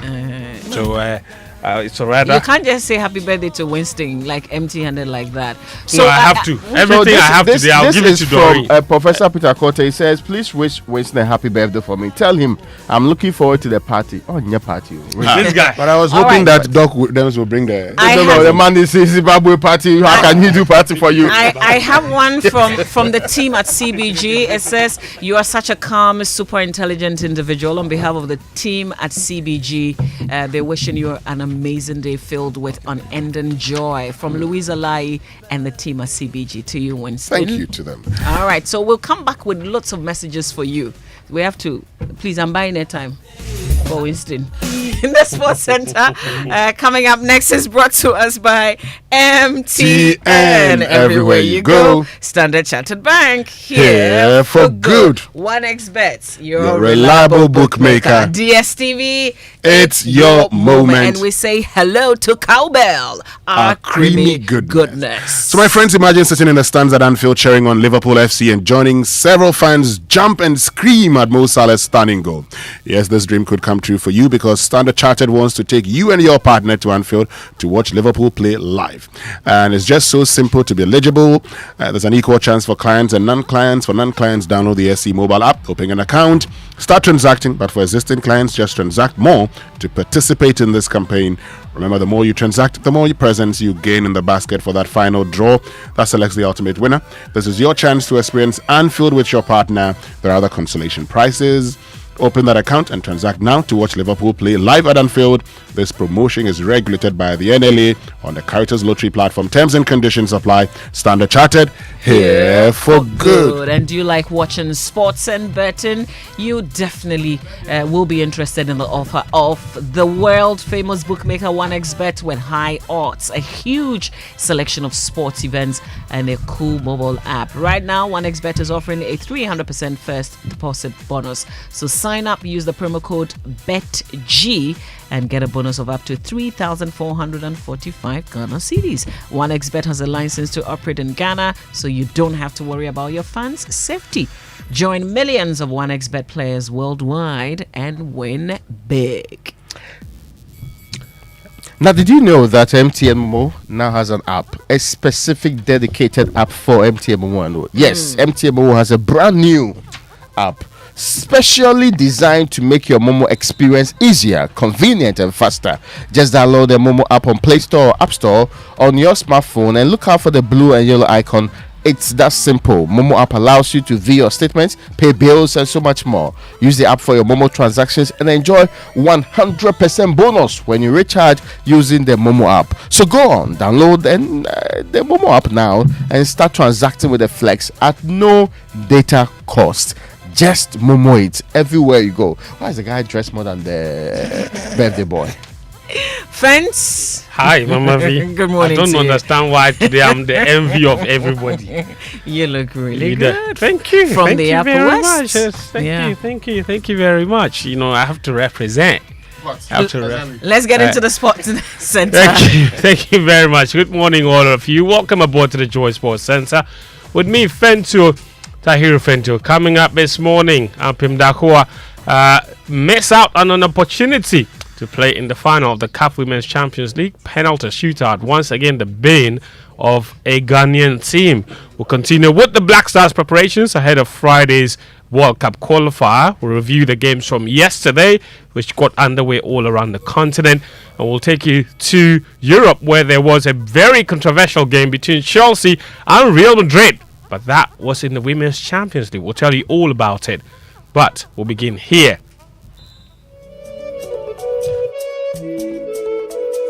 That's right. The Ghana Women's Premier League champions, Ampem Dakwa ladies, they've missed out on a place in the final of the CAF Women's Champions League after they lost on penalties to Morocco's SC Casablanca. After a thrilling 2-2 draw in regulation time, the game headed to extra time, where both teams failed to be separated before the game eventually headed to a penalty shootout. Ampem Dakwa missed 3 of their kicks to lose 3-2 in that penalty shootout. Abigail Sena Sosu is a journalist covering the team in Cote d'Ivoire. It was a game they fought through thick and thin through it all at a point. Some of the calls that were expected to have gone their way just didn't, but they fought through the face of that all. And I think that sitting back watching the girls cry their eyes out after that penalty shootout, it's understandable that all the work that they put in, clearly they didn't deserve to be going to be playing in the 3rd and 4th place, but that is the game of football. Little errors in the costas, but for that own goal, Jumbo conceded. It really brought the spirits down when they had already taken the lead. I think they quite tried as they did, but alas, they really fought hard, but unfortunately just couldn't get to the final and go for the gold or the silver there. Now it's time to fight for the bronze, and let's see if playing as far the second time, Ampem Dakwa will also be second time lucky to be able to take that away from the Moroccan side. But I believe that Ampem Dakwa have learned if they should go back home and qualify again, they'll do things right. I believe a lot has transpired on and off the pitch, and it's a good lesson for the Ghanaian side to have been a part of this competition. That's Abigail Sena Sosu there talking to us here at Joy Sports. SC Casablanca, they're making their debut appearance in the competition. They will play Mamelodi Sundowns, who have made the final for the 3rd consecutive time. The South Africans won the inaugural edition of the tournament in 2021, beating Ghanaian champions Hazakas ladies at the time. Alright, let's do the Black Stars now. They continue preparations ahead of the FIFA World Cup qualifier against Madagascar with day 2 of training at the Baba Yara Stadium on Wednesday. Chris Hughton had the full complement of his squad for yesterday's training, with goalkeeper Lawrence Atizigi joining up with the rest of his teammates. Nicolas Opoku is likely to start in defense for the team in Friday's game, and the Amiens defender says playing for the national team is a dream come true for him.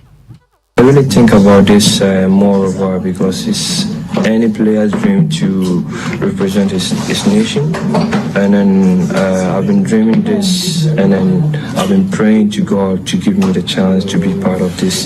But though when it's time for this tournament, injury came along the line. It's part of the job. Yeah, it's part of the job. But I always give thanks to God. Once I'm alive, I know there is better things ahead of me. So I keep on working hard, and then I leave the rest to God, and then we see if this time I will be part of the team. All right, that's Nicholas Opoku there. Now, head coach Chris Hughton, he will face journalists today in a pre-match press conference, and more likely than not, there will be questions about his future. Last week, reports surfaced that the Ghana Football Association was considering firing him pending approval from government who pays his salary. The governmental approval never came, and the Irish trainer remained in charge. The GFA then invited him over for a meeting last Friday to clear the air. Communications Director for the FA, Henry Asante-Chum, has been speaking about what transpired in that meeting. He spoke in an interview with Stephen Zando of Love FM. It was a meeting to discuss the good of our team, because we think we haven't been playing well over the last 8-9 months, and it's about time we change our attitude on the pitch and make Ghanaians happy. That's all. It was a frank, brief, open discussion. Give us your concerns if there is any. Let's look at how best we can deal with it. Are there any concerns anyway? This area, what are you doing about it? Yes, a lot of things were discussed. Goalkeeping, right back options, and attacking area, why we are not shooting, why we are not creating chances. A lot of things were discussed, and it's for the good of all of us, because we listen to the concerns of Ghanaians, and we are also worried. Okay. For which reason we thought there was a need to speak to the coach, to engage the coach, and to find out if all is well, and if all is not well, as leaders of the team, what we can do to change the current state of affairs. So Chris Hughton is taking us to the AFCON. Chris Hughton has a contract that runs until February December. February 2020. As far as I am concerned, nothing has changed. That's Henry Asante-Chum speaking to my colleague Stephen Zando of Love FM in that interview. Elsewhere on the continent, the road to the 2026 FIFA World Cup got underway yesterday. There were, in fact, the competition itself, the qualifying series, that is, there are 9 groups of 6 teams each in the qualifiers. Each group winner gets automatic qualification. The 4 best group runners-up will be drawn into playoffs to determine the sole CAF representative at the Interconfederation playoffs, where they stand a chance of securing an additional slot for CAF. Yesterday, Ethiopia and Sierra Leone drew 0-0 in the opening Group A game. DR Congo accounted for Mauritania 2-0 in Group B. Zimbabwe and Rwanda ended 0-0 in Group C, and Equatorial Guinea beat Namibia 1-0 in Group H. There are 9 more qualifying games today, with Egypt, Nigeria and Morocco all in action. Now let's go to Man United. Their chief executive, Richard Arnold, is to leave the club after 16 years as Sir Jim Ratcliffe's deal for a 25% stake in the Old Trafford side nears completion. Arnold replaced Ed Woodward in February 2022 and will provide transitional support until the end of December.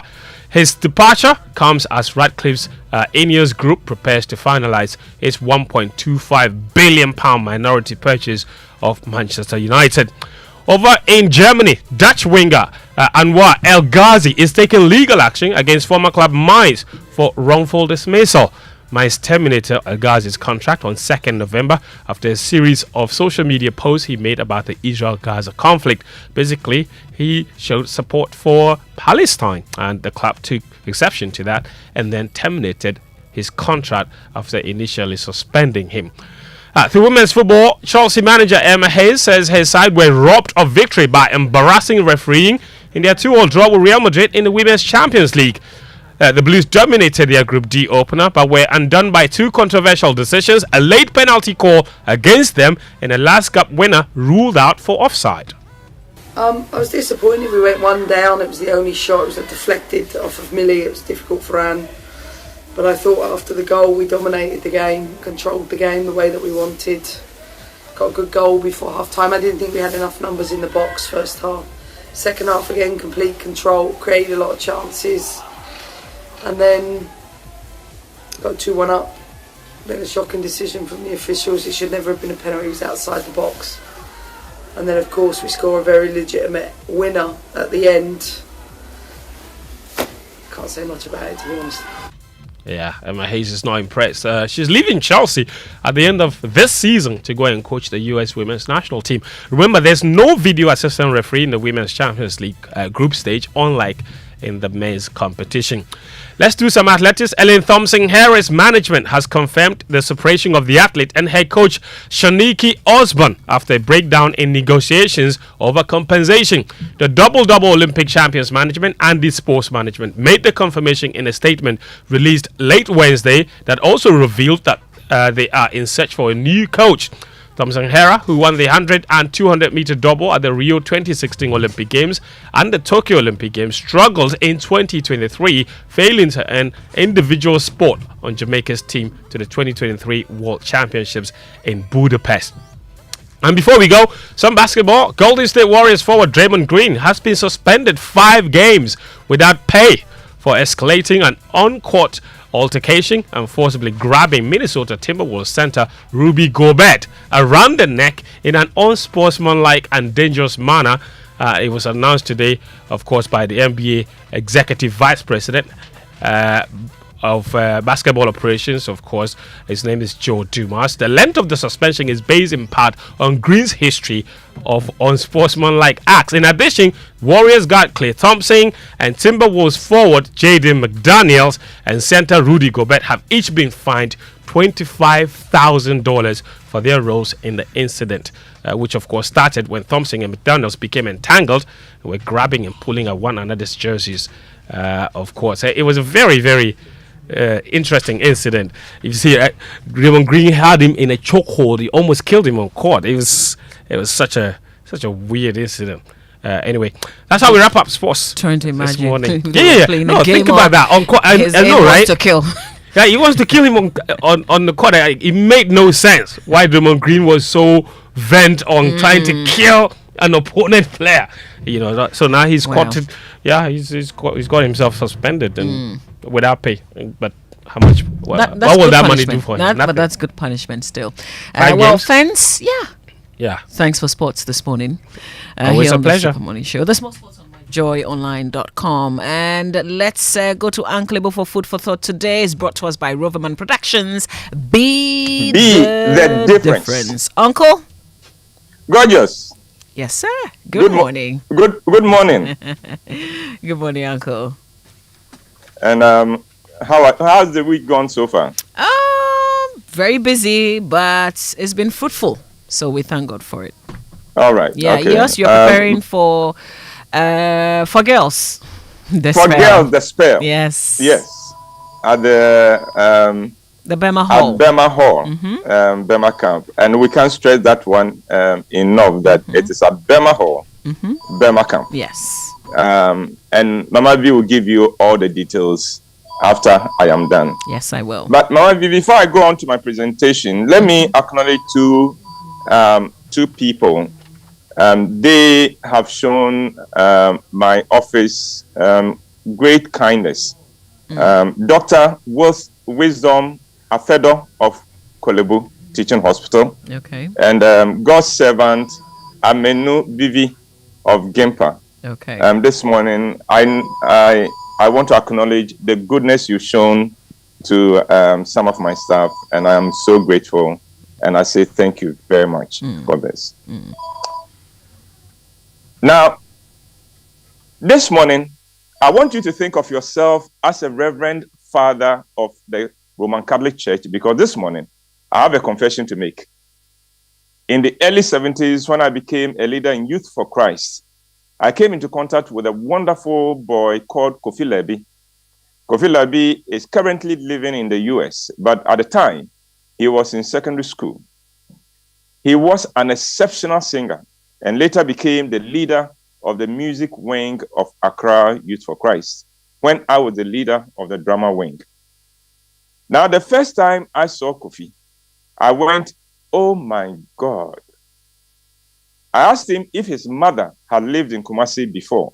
He said, no, my mother has lived in only 2 places in her life, Kwawu and Accra. What about your father? I asked. He said, my father is also Kwawu, but he has lived only in Accra. Now, Mama V, the reason I asked Kofi where his parents had lived before was because Kofi was a spitting image of me. If we were the same age, we could easily have passed as for identical twins. We knew we were not brothers, and so the only option left for me was to investigate if his mother had crossed the path of my father, or if his father had ever met my mother. They hadn't. But even though we were not related, we were kindred spirits, and we became very close. There was, however, one significant difference between Kofi and I, and it is this. He could sing.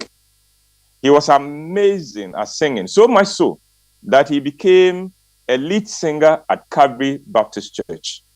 Now, for those who do not know, Calvary Baptist has always had a very strong music department. The choir of Calvary Baptist has always been amazing. And so to be a lead singer in that church, in that choir, was a testament to Kofi's vocal ability. I, on the other hand, simply cannot sing. In fact, I sing only for my enemies because it is the worst punishment I can think for them. In my forthcoming play for girls, The Spell, there are two characters who are very close friends. One of them, Esther, is a fantastic singer, while the other, Ivy, cannot hold a tune even if her life depended on it.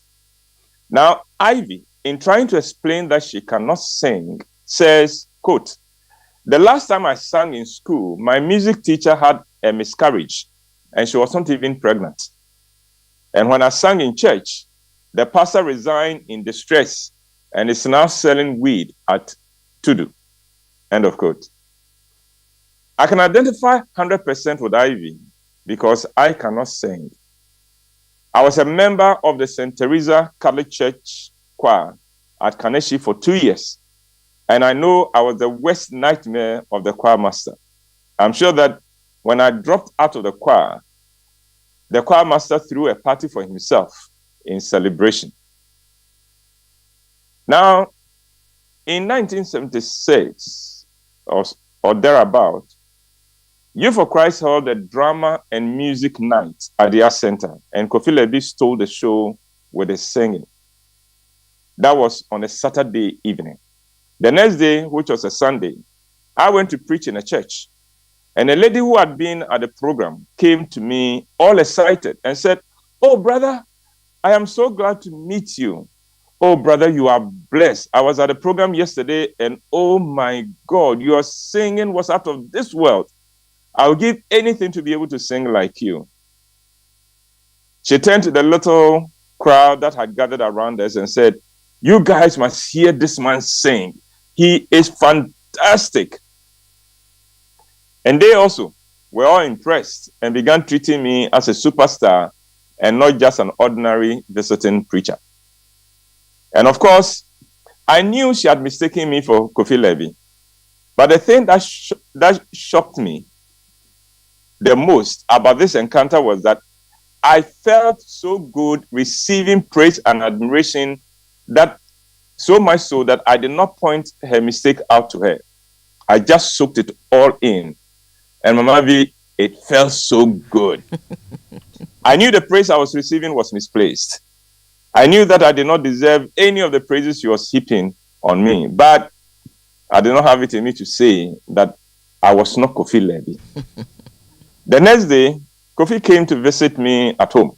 I said to him, "Kofi, I stole your praise yesterday." And then I told him the full story. He started laughing and said, "James, if you know how much of your praise I have stolen for your writing, you will not speak to me again." Apparently, he also had people celebrating him for his plays. The only problem being, he does not write plays. Those are my plays.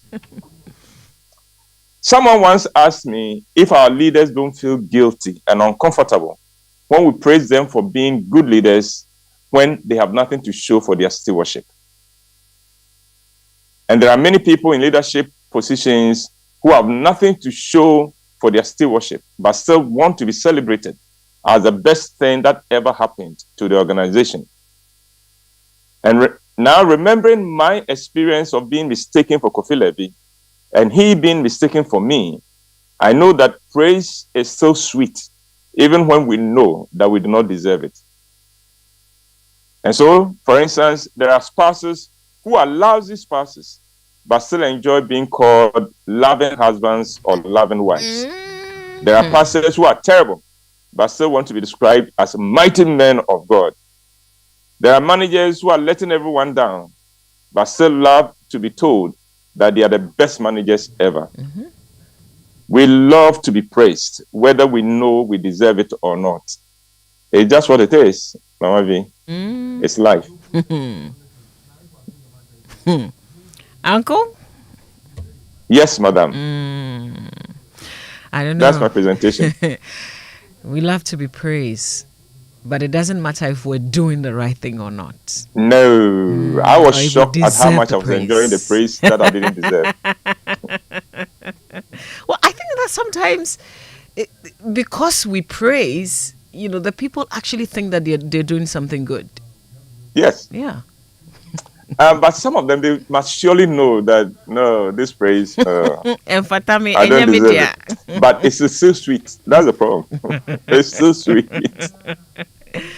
Well, at least if you want to be praised, make sure you deserve the praise.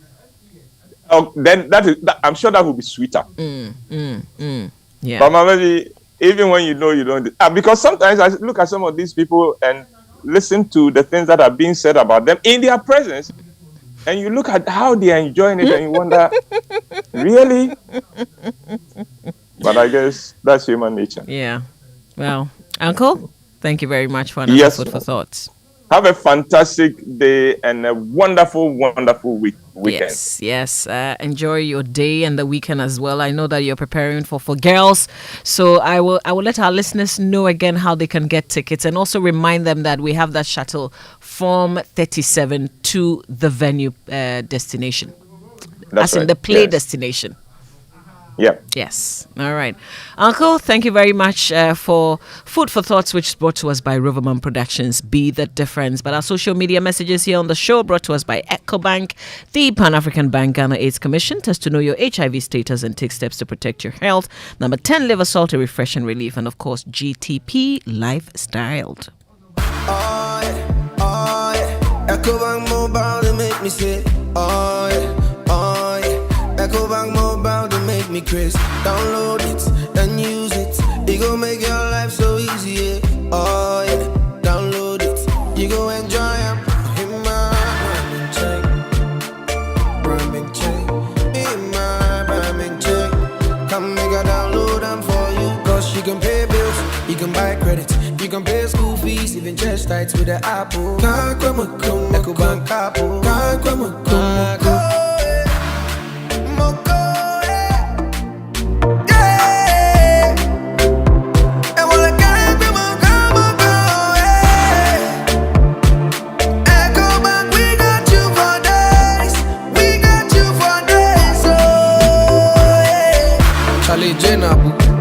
Life is easy with the EcoBank mobile app. You can pay your bills, transfer to and from mobile wallet, virtual card creation, transfer to other banks, express account opening, scan and pay, express cash, all at your fingertips with the EcoBank mobile app. You know it's 5-star life with EcoBank. King promise. Chalet inside Macadie, drama, wow! The movie lovers always get some story to share, and the Premier League lovers too, they like complain. Hey, VAR, ego over you. Hey, this one dear, it's like you're talking about me. The DSTV movie channels always they over me. This festive season, it go over you even more on DSTV. Sports are sports, movies and so are movies, kids channels are kids channels. And if you happen to be out this festive period, the DSTV stream go meet you there. Dial *759# to reconnect or stay connected and unbox the entertainment this festive season. DSTV, it's your moment. It's 8 o'clock, and here's the Joy Business Minute brought to us by Consolidated Bank Ghana CBG. We stand with you and Anointed Electricals, the generator experts. Hello, welcome to the Joy Business Minute, brought to you by Consolidated Bank Ghana. We stand with you, and Anointed Electricals, your generator experts. Finance expert Professor Williams Pepper has cautioned government's decision to still spend more than its forecast revenue in 2024 must be properly assessed to make sure the funds go into capital expenditure. The Ghana Union of Traders Association has expressed disappointment over the failure of the 2024 budget to meet needs of businesses. Government is insisting that the 2024 budget will help sustain current economic recovery and aid private sector growth. And the union, representing thousands of Starbucks workers in the US, is staging a walkout on one of the coffee chain's busiest days of the year. The action comes amid a bitter fight between Starbucks and Starbucks Workers United, which started organizing workers at the company in 2021. And that's the Joy Business Minute, brought to you by Consolidated Bank Ghana. We stand with you, and Anointed Electricals, your generator experts. Wake up, good morning, good morning. It's the most action-packed breakfast show in town. The hottest music, the best giveaways, the great interviews, and all the laughter and fun you can imagine. Don't miss the Super Morning Show on Joy 99.7 FM. It's the best breakfast show in town. Coffee in your cup and joy on the set. The Super Morning Show is always the best bet on Joy 99.7 FM. It's Joy 99.7 FM. A minute after 8, you just heard there the Business Minute. Thanks to Consolidated Bank Ghana CBG, we stand with you. And Anointed Electricals, the generator expert. We're able to bring you the Business Minute every weekday, 8 a.m. here on the Super Morning Show. Now, Anointed Electrical Engineering Limited is into the sales of ultra, and take note of that keyword, ultra silent generators from 5 kVA to 2500 kVA, and we undertake maintenance and repairs of all kinds of diesel generators wherever you live in the Republic of Ghana. If you live in the Eastern region purporting to be Greater Accra region, you are still covered. We also stock genuine spare parts of all kinds for various generators, and also do generator rentals. So if your place is far and still need it for a short period, we can get you right in East Legon. You can locate us on the Lagos Avenue opposite Tom Rick Hotel, and in Tema General Hospital Road at Community 9. This is just after the overhead, and at Odoko, where we have our head office. It's at number 77 Anointed House of the Odoko Malam Road here in Accra. Don't worry, we have branches all over the country, nationwide. Anointed, you know, is the generator expert. Contact us on this number 0243 480 334 0243 480 334. We will sort you out. I mean, clearly, you don't have to get your AC regional neighbors sad or feel that they cannot get power and you have power. You know, it's a silent one. When you said that, yeah, the silent one, it just occurred to me. Generator and pedidi. Yeah. Ayo, let me tell you about CBG Remittance, because receiving money from your family and friends abroad should never be a hassle. CBG Remittance Service is offering you a reliable, fast, and convenient way to receive funds abroad. Visit any of CBG's 114 branches nationwide to receive your Western Union, MoneyGram, Ria, Small World, UnityLink transfers, PayAngel, Remit, ATL, and SIG money transfers. Our dedicated remittance centers at Nima, Kaswa Main, Medina Market, Apenkwa, and Spinters Basket branches have extended service hours, closing to the public at 5 p.m. on weekdays and 2 p.m. on Saturdays. All you need is to provide a valid national ID, phone number, and money transfer reference number, and expect a smooth experience every step of the way. For further inquiries, call us on 0302216000. Email us at talktous@cbg.com.gh, or visit any of our social media handles on Facebook, Instagram, and X. Terms and conditions apply. CBG, we stand with you. And it's your budgeting. We've had the national one. We want to check how that relates to your personal budget. Social media messages, we encourage you to send them 05511119997. That's on WhatsApp. Also post on Joy997 on X, former Twitter, with the hashtag JoySMS. Social media messages brought to you by EcoBank, the Pan-African Bank. Ghana AIDS Commission. Test to know your HIV status and take steps to protect your health. Number 10, liver salt, a refreshing relief, and of course GTP be lifestyled. And so the 4th edition of the International Forum on Francophone Entrepreneurship and African SMEs comes off on November 21st and 22nd at the EcoBank head office at Ridge, Accra, organized by Phanerosis Global Platform and sponsored by EcoBank. This event is a golden opportunity for businesses eyeing expansion into African markets, particularly in Francophone nations. Under the AFTA framework, your business will have easy access to wider markets by signing on to EcoBank's single market trade hub and connecting with other businesses. Your payments will be facilitated by EcoBank's digital trade and payment solutions. Connecting with industry experts and fellow entrepreneurs is assured. You have the opportunity to delve into financing, development, and integration strategies with the private sector, within the private sector, with a focus on SMEs and SEZs. You have a huge platform to showcase your product offerings to a diverse, engaged audience to enhance the visibility of your brand. Act now, reserve your spot for the 4th edition of the International Forum on Francophone Entrepreneurship and African SMEs by calling 0551 75 7147 or 0277 21 8883. So actually Black Friday came early for most of you because Franco Trading started from the 13th of November to actually give you a wonderful treat. That wonderful treat is about the discounts you deserve on the products there. And of course, this is up to the end of November anyway. You enjoy amazing discount. This is up to 40% on all our products such as mobile phones, air conditioners, regardless of the horsepower that you want, the fridges, speakers, washing machines, and also television between 32 to 65 inches, whichever one that you prefer. It's all available at the Franco shops nationwide. All you need to do also is call us on these numbers: 0246 422 338, 055 59 39311, and the very last one, 0302 225651. Or you can download the Franco Trading app from Google or the App Store, or visit our website francotrading.com. Franco Trading, still phone papa. Now, Roverman Productions, in partnership with Joy FM, will excite you again with another brand new play. This one is titled For Girls, The Spell. It comes on at the Bema Hall. This is a new venue, so please take note. Bema Hall at Bema Camp on the 2nd, 3rd, 8th, 9th, and 10th of December. Friday 7 p.m. that's one show only. Saturdays 4 p.m. and 8 p.m. 2 shows. Sundays 1 p.m., 4 p.m. and 8 p.m. 3 shows. That's the Roverman 1, 2, 3. You can't miss a play, and the rate is 150 Ghana cedis only.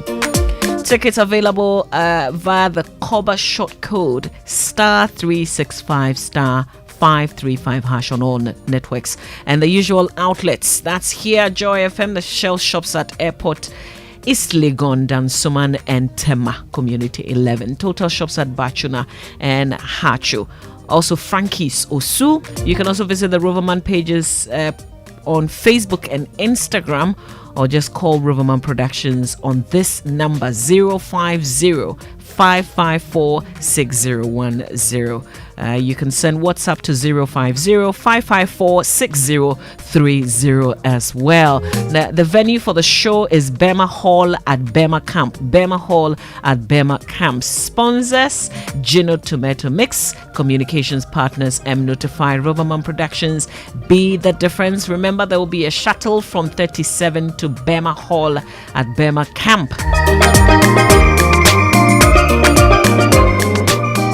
On the Super Morning Show later this morning, Mr. Speaker, to grant import duty waivers for raw materials for the local manufacture of sanitary pads, a VAT flat rate of 5% to replace the 15% standard VAT rate on all commercial properties will be introduced to simplify administration.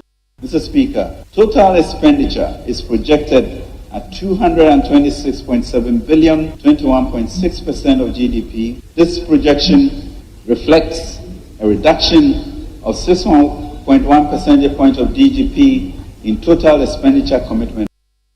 Mr. Speaker, based on the overall macroeconomic objectives and the medium-term targets, the following macroeconomic targets are set for the 2024 fiscal year. Overall real GDP growth of at least 2.8%, end period inflation rate of 5.0%, primary balance on commitment basis of a surplus of 0.5% of GDP.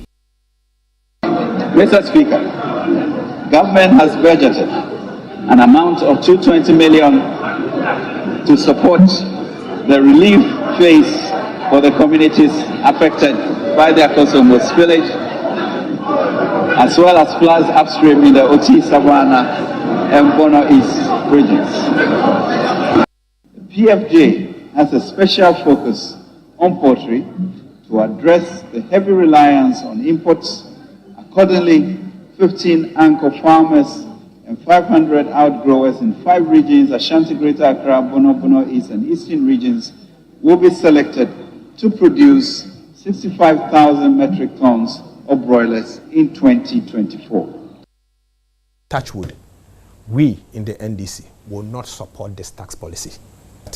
What they have done today by introducing tax exemption, new taxes worth 11 billion Ghana cedis is insensitive. In fact, it's most cruel, and it shows that this government is out of touch with the realities of the government. They are before the finance committee and they are begging us to approve it, and we are saying no, So we will not approve it. You're going to reject all that? We have already rejected it.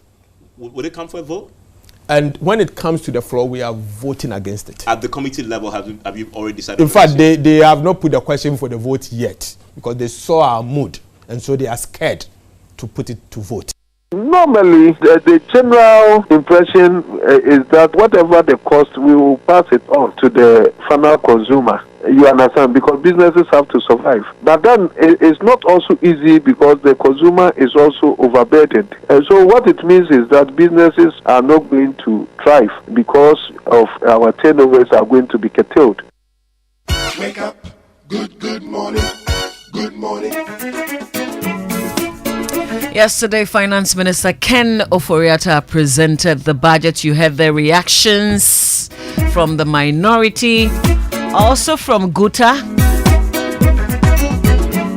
So government has projected this amount of money as expenditure, 226.7 billion. Meanwhile, total revenue and grants amount to 176.4 billion, which leaves us with a deficit of some 50.3 billion Ghana cedis. Question: how will government raise revenue?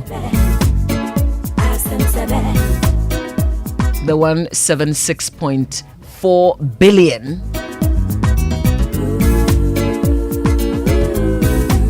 There are some tax reliefs announced. However, some taxes have also been reviewed upwards, we're told.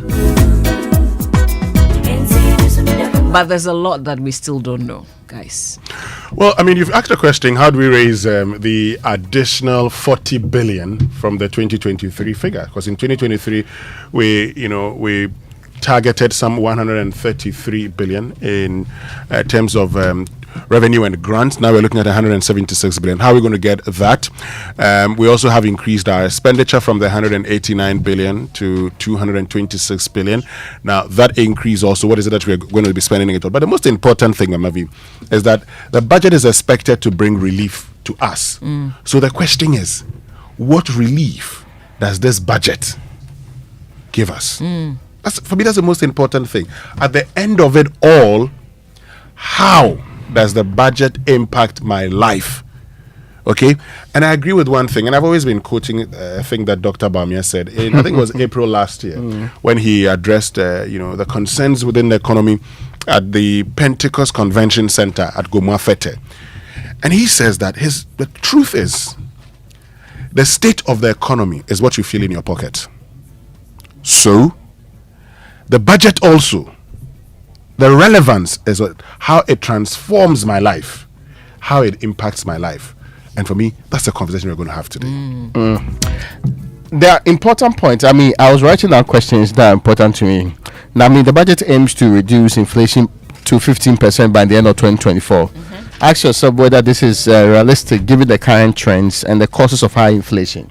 And because you have to do something drastic to force it down. It's not by magic.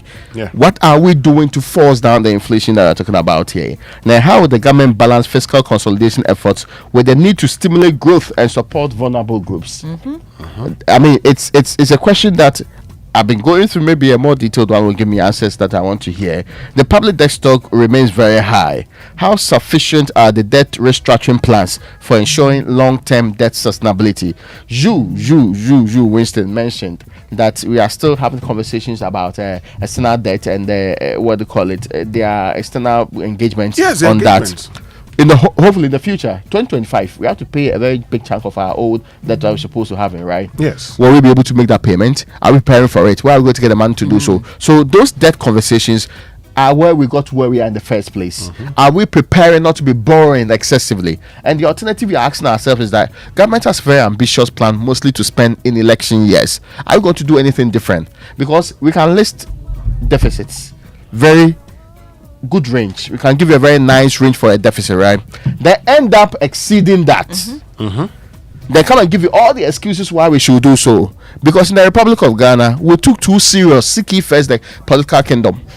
So everything takes second stage to pursuing the politics of the day. And what measures are being taken to increase revenue collection rates and expand the tax net just beyond increasing tax rates? What measures? Because I've read the medium-term revenue strategy. It looks like it is in line with what we are proposing in the budget. But how ambitious is that plan to make us rake in the revenue from the right sources, the abundant sources, and seal loopholes, the loopholes in our system that we have complained and talked about all the years? I mean, of course, how will government ensure effective utilization and accountability of funds allocated for infrastructure development? That's also another question that we need to, because we are at a point where every city matters in the Republic of Ghana. Anyway, the budget allocation for education, health, and social protection, I'm talking about the real sectors of your system which will promote human development and the health of your nation.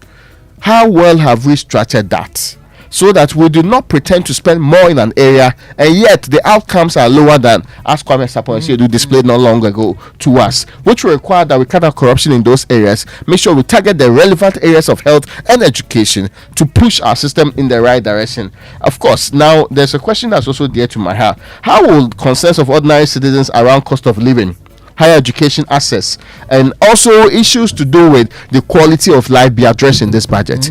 Do you get a clear guideline on even the medium term how we are going to deal with that? Is this a signal? Maybe the argument could be that we are under an IMF program. This is a merely surviving budget, and the issues of quality of life and the things can take a backstage. But is this so important?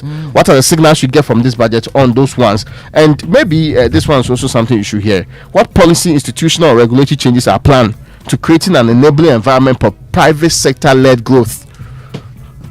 I heard some of those small ones to do with the textiles industry.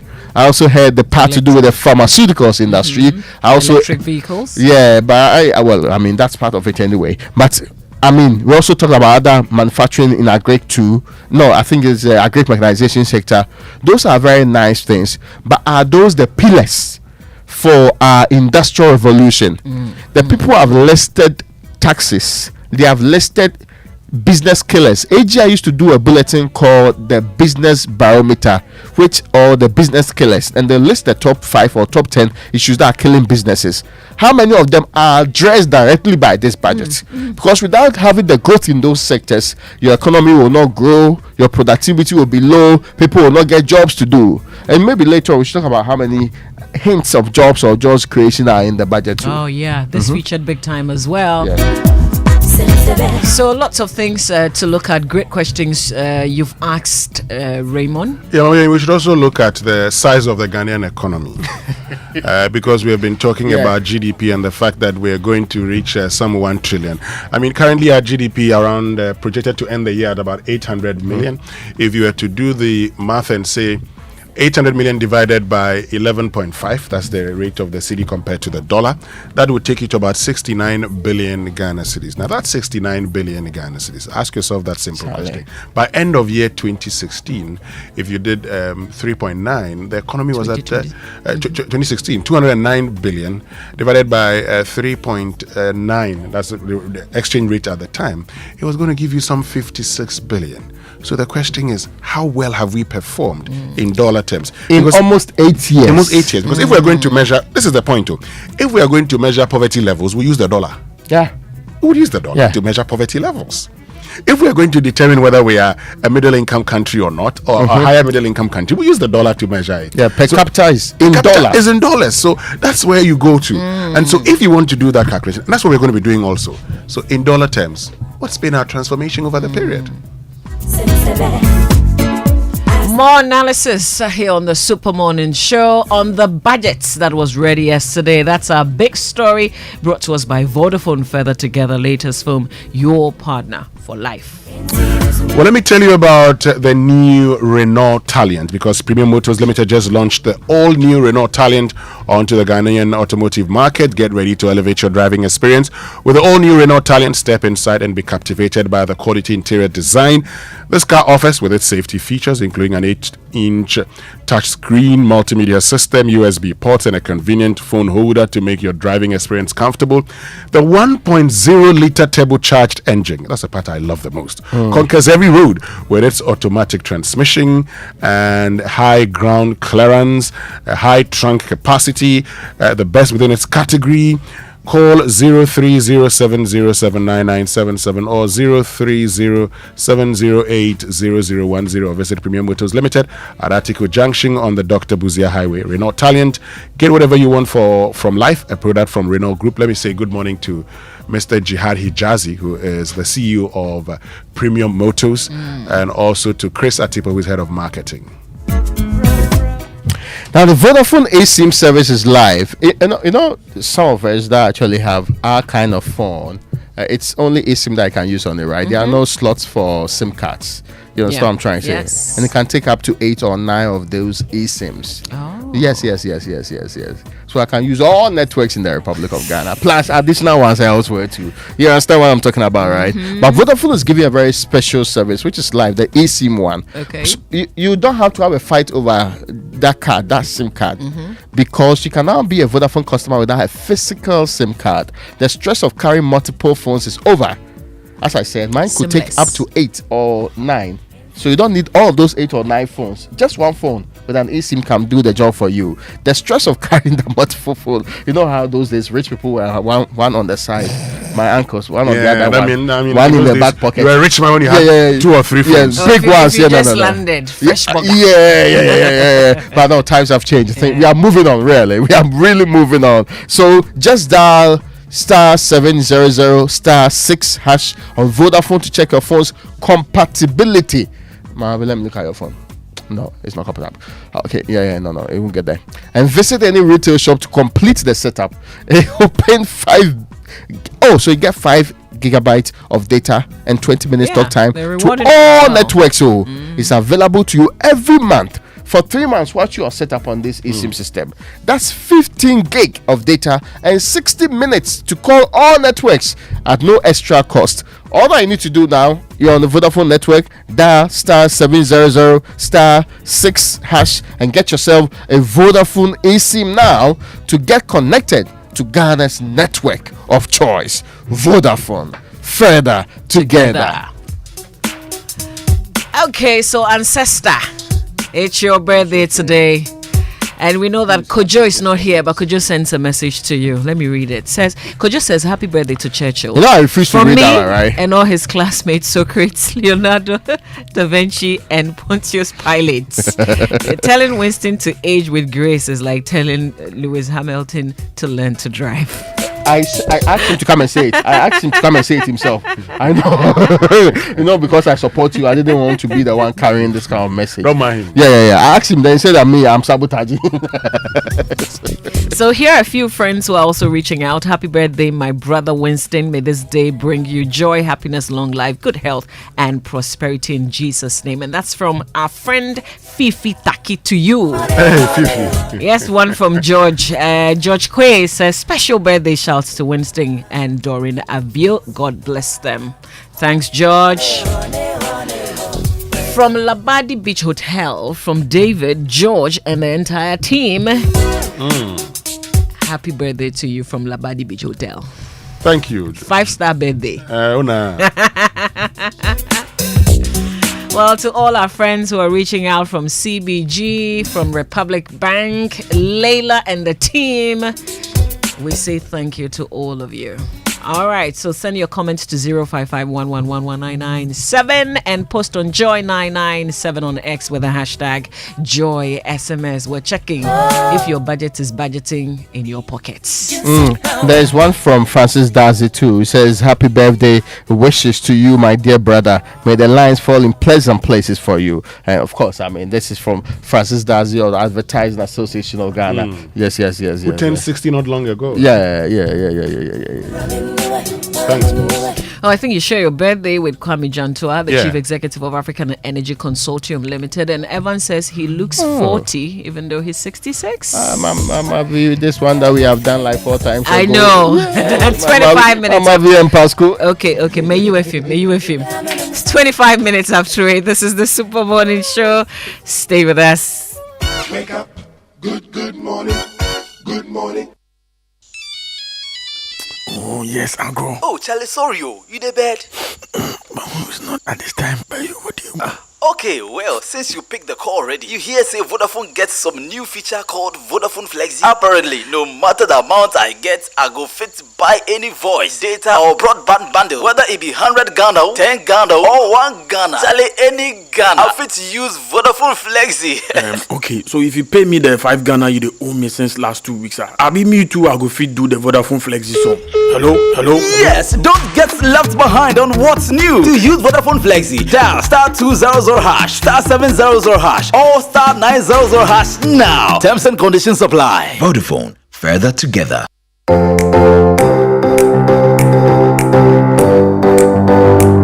Comfort, durability, finishing, quality.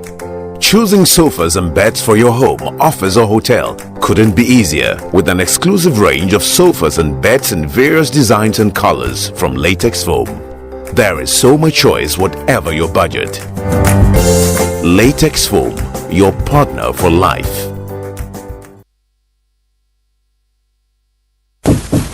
Hey, Cashman. Yeah. Don't you know Nana has assembled all of us and you are here making calls? My generator is sport too. So I'm calling a renowned Ghanaian company with an excellent track record in the sales and repairs of generator sets in Accra to come and repair for me. Is it Anointed Electricals? Yeah. Anointed Electricals deals in quality and genuine generators with high fuel efficiency. We also rent generators. They sell quality generators from 10 kVA to 2500 kVA. They have spare parts of other generators and can repair every faulty generator set even if you didn't buy from them. Look, now we don't have any electrical problem in Accra. How? Because Anointed Electricals is right here at East Legon, Lagos Avenue, opposite Tomric Hotel. And that's why Nana is calling us. Okay. Yes, if you want to buy a brand new generator or repair the old one, visit Anointed Electricals. Or if you are within Accra, call our hotline 0246 423 534 or call 0243 480 334. They have qualified and dedicated men on 24-hour after sales service. Then let's go and listen to Nana. Let's go. Gosh, after giving you the hint, won't you give me anything? Anointed, the generator experts.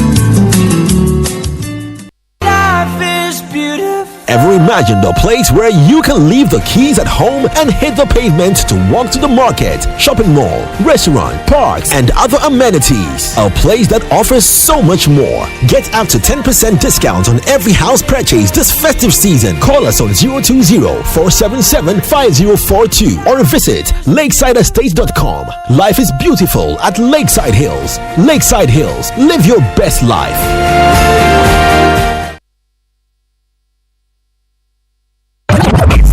Action-packed breakfast show in town. The hottest music, the best giveaways, the great interviews, and all the laughter and fun you can imagine. Don't miss the Super Morning Show on Joy 99.7 FM. It's the best breakfast show in town. It's the most action-packed breakfast show in town. The hottest music, the best giveaways, the great interviews, and all the laughter and fun you can imagine. Don't miss the Super Morning Show on Joy 99.7 FM. It's the best breakfast show in town. Coffee in your cup. Enjoy on the set. The Super Morning Show is always the best bet on Joy 99.7 FM.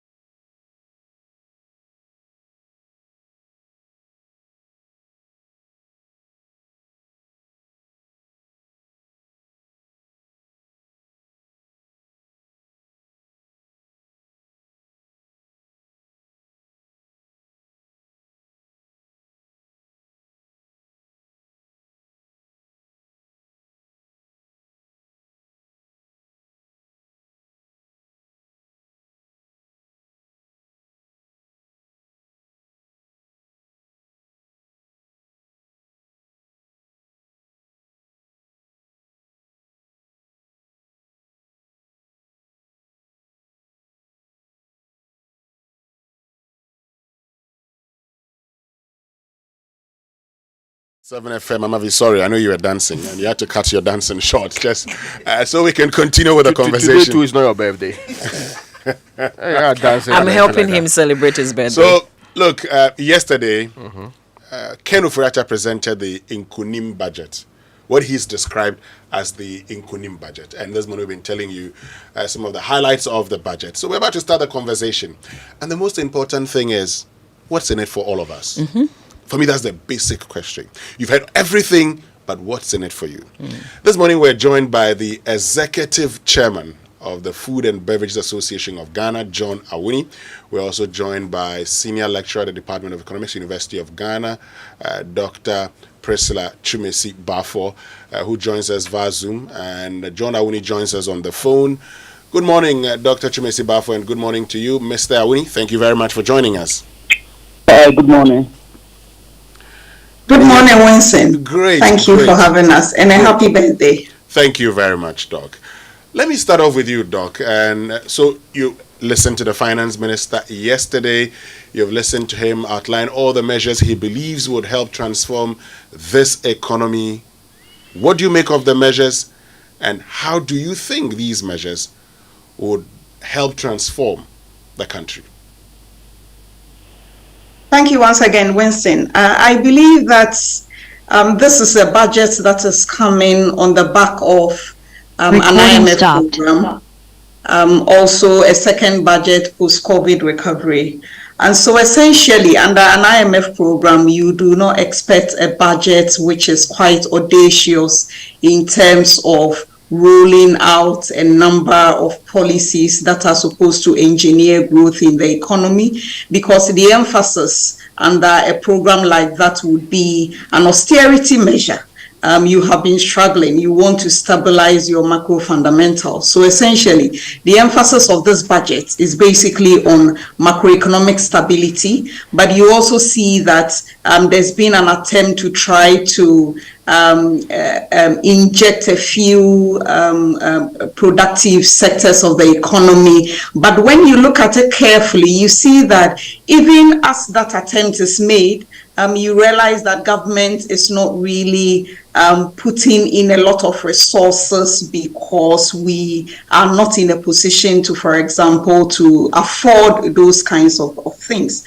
And so I give a number of instances. So for example, the growth projection of 2.8, non-oil projection of 2.1 is a very moderate one, because we know that in periods of austerity where government is consolidating its expenditure, you don't expect the economy to grow significantly.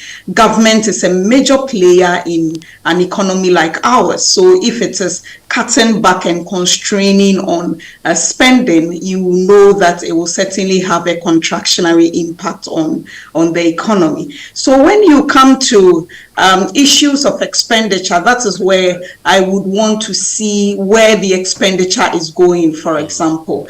And so in that instance, there are a number of things that have been rolled out. I'm trying to quickly look at a few of them. And so you see that, for instance, there's been tax breaks that have been given to a number of institutions. For example, there is the issue of a zero tax rate on sanitary products. That is a great initiative, for instance, and that is coming to some extent as an expense to the public payers, in the sense that those resources will not be generated. And also the stimulation to raw materials for the production of sanitary pad. That is a great social initiative, because girls should not be penalized for menstruating, for instance. Yeah, but, when you look at other sectors, that particular such as one, Doc, I mean, the bit about the sanitary parts, you're looking at, for instance, a waiver of duty on the import of raw materials for it, and 15%, I mean, scrapping the 15% VAT on locally manufactured. The critical question is, what volumes of usage are produced locally, what volumes are imported for use, and how will that impact these young girls? Sure. So that, just like I was saying, the right way to go, for example, was to reduce import duties on this, because the reason is that the local productive capacity is not that much. I think I heard yesterday that we have about 4 main producers of the products, but the reality is that government could not afford, if you look at the expense that will be incurred if you are supposed to take out completely the taxation on imported product, because majority of the products are imported. The question I ask really is that how are we going to implement this, for example? And in terms of, in this budget, when you look at the reliefs that have been given, it appears that we are emphasizing a lot on zero-rated tax on this, zero-rated tax on that.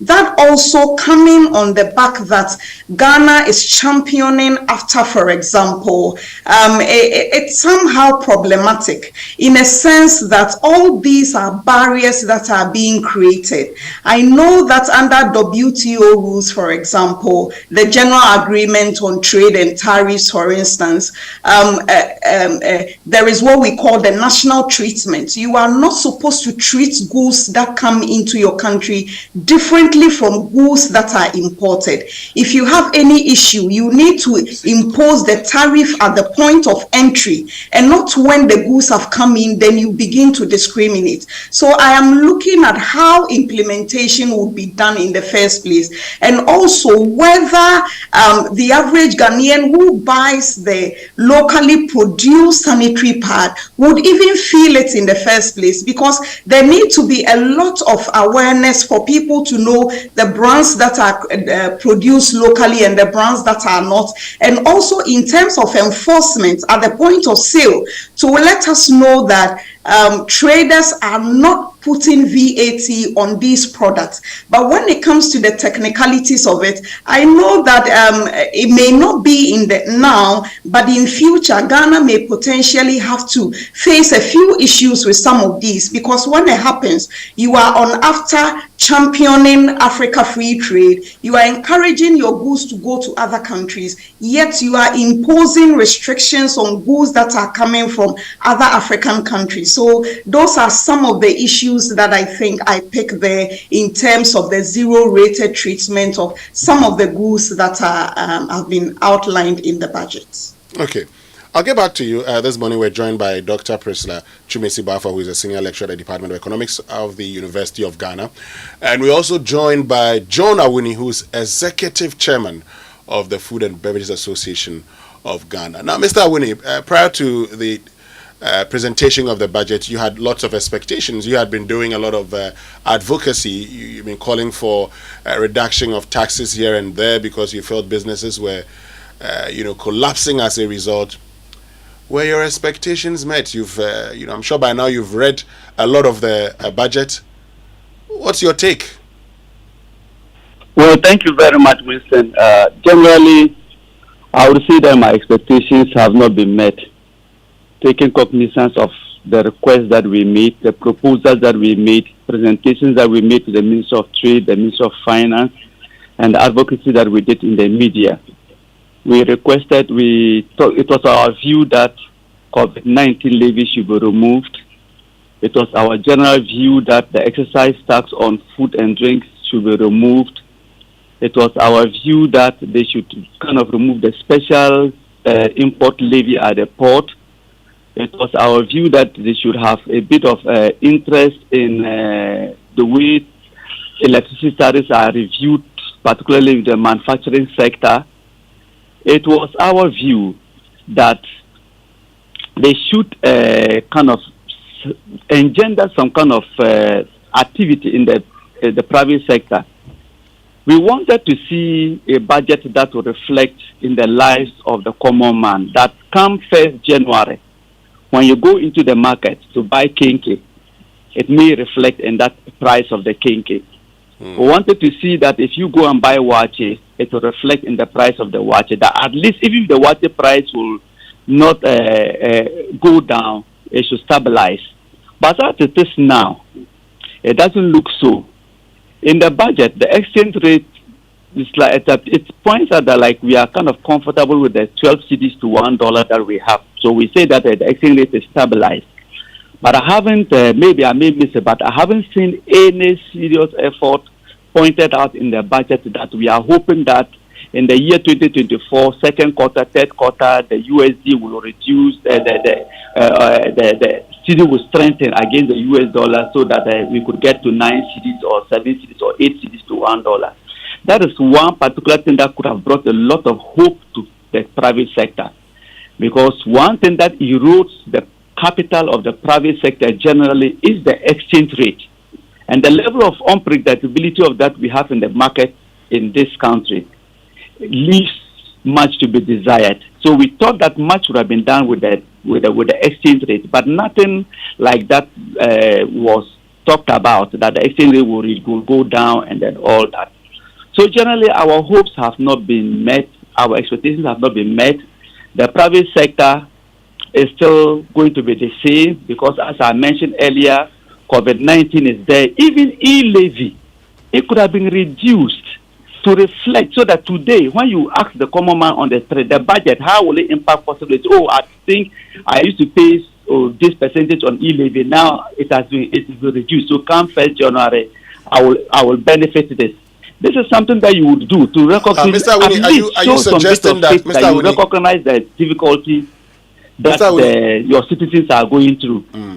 But as it is now, nothing like that in the budget. Yes, you have come out with some bit of exemptions, sanitary pads. And as my colleague, the doctor, said, how many people use the sanitary pads?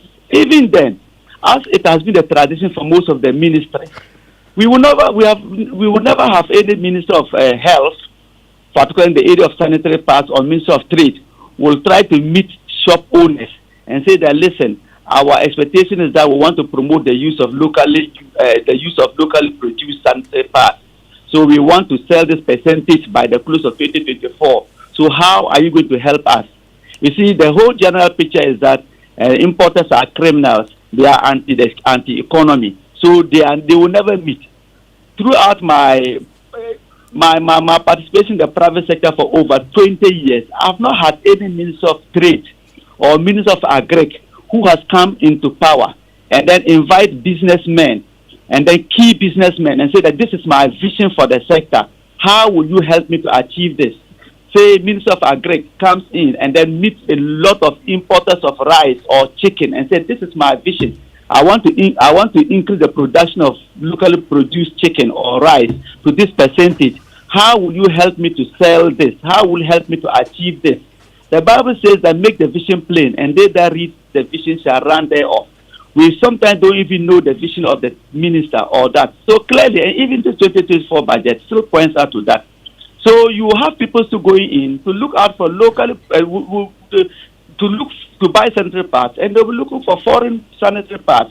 Even the quantity of sanitary pads produced in this country, as the doctor pointed out, we are not self-sufficient. And I don't think that it could have, even if you were giving complete tax exemption, give some bit of tax reduction with the imported one so that your citizens too can benefit. But when you go like zero rated on sanitary pads, zero rated on electric vehicles, as I sit now, if you give me an electric vehicle, I wouldn't accept it because I'm not even sure that if it does have problem, I will have the required people in this country to repair it. So how many young men will go and buy electric vehicles? Also to say, we say the throttle people will begin to use electric vehicles. Will they accept it? So if you would give zero rated on electric vehicles, you have done nothing for your citizens. If you give zero rated on sanitary pads, locally produced, yes, the manufacturers may have lobbied for that. Good for the few manufacturers around. But on the collective, your citizens, the generality, it doesn't have much impact. I will say that the budget is, I take cognizance of the fact that the budget is produced, like the doctor said, under the IMF program. The hands of the Minister of Finance is tied. But I still thought that just to show a commitment or to show that a recognition of what is happening in the private sector, COVID-19 levy at least should have been removed. Okay. We cannot, WHO have cancelled COVID-19. We still have COVID-19 levy. So come 2024, we are still going to be paying COVID-19. E-levy, it could have been reduced. Nothing like that has happened. People are really going through something in this country. And sometimes the tendency is that when you are at the helm of affairs, you fail to recognize what people are saying. So you think that whatever complaints people are making, it is just their selfish interest. But that is not so. We are giving feedback to you that the private sector is not doing well. The mass level of unemployment is at its threatening level. It's a complete security threat to this country. Government cannot absorb that. It is the private sector that can absorb that. So you need to do something to the private sector. And we are complaining that taxation is the problem. Over-taxation is the problem of the private sector. If you look at the manufacturing sector in the year 2023 under review, it contracted by 2.2%. How is it going to grow in the year 2024 to overcome the 2.2% negative to now even a positive level? It is not. And if we have a government that came in with the mantra that you are going to move us from taxation to production, or for that matter, you are moving this country from the gadget-based economy, meaning that you are going to use manufacturing sector as the anchor of development. We cannot have this whole thing still affecting the manufacturing sector. Okay. The cost of doing business is very, very, very, very, very high. Ghana has no competitive or comparative advantage. And that's the reason why we have, in recent times, we have mass level of smuggled goods through the Cote d'Ivoire and Togo and many other places into the country, because people are trying to see how they can evade some taxes so that they can sell the goods below the tax level, so that they can be able to make their company survive. Okay. So the budget should have recognized that, considering the fact that the borders of this country are very, very, very porous. You cannot use taxation to prevent imports. You cannot use high taxation to prevent imports. You can only reduce it so that you can enhance compliance.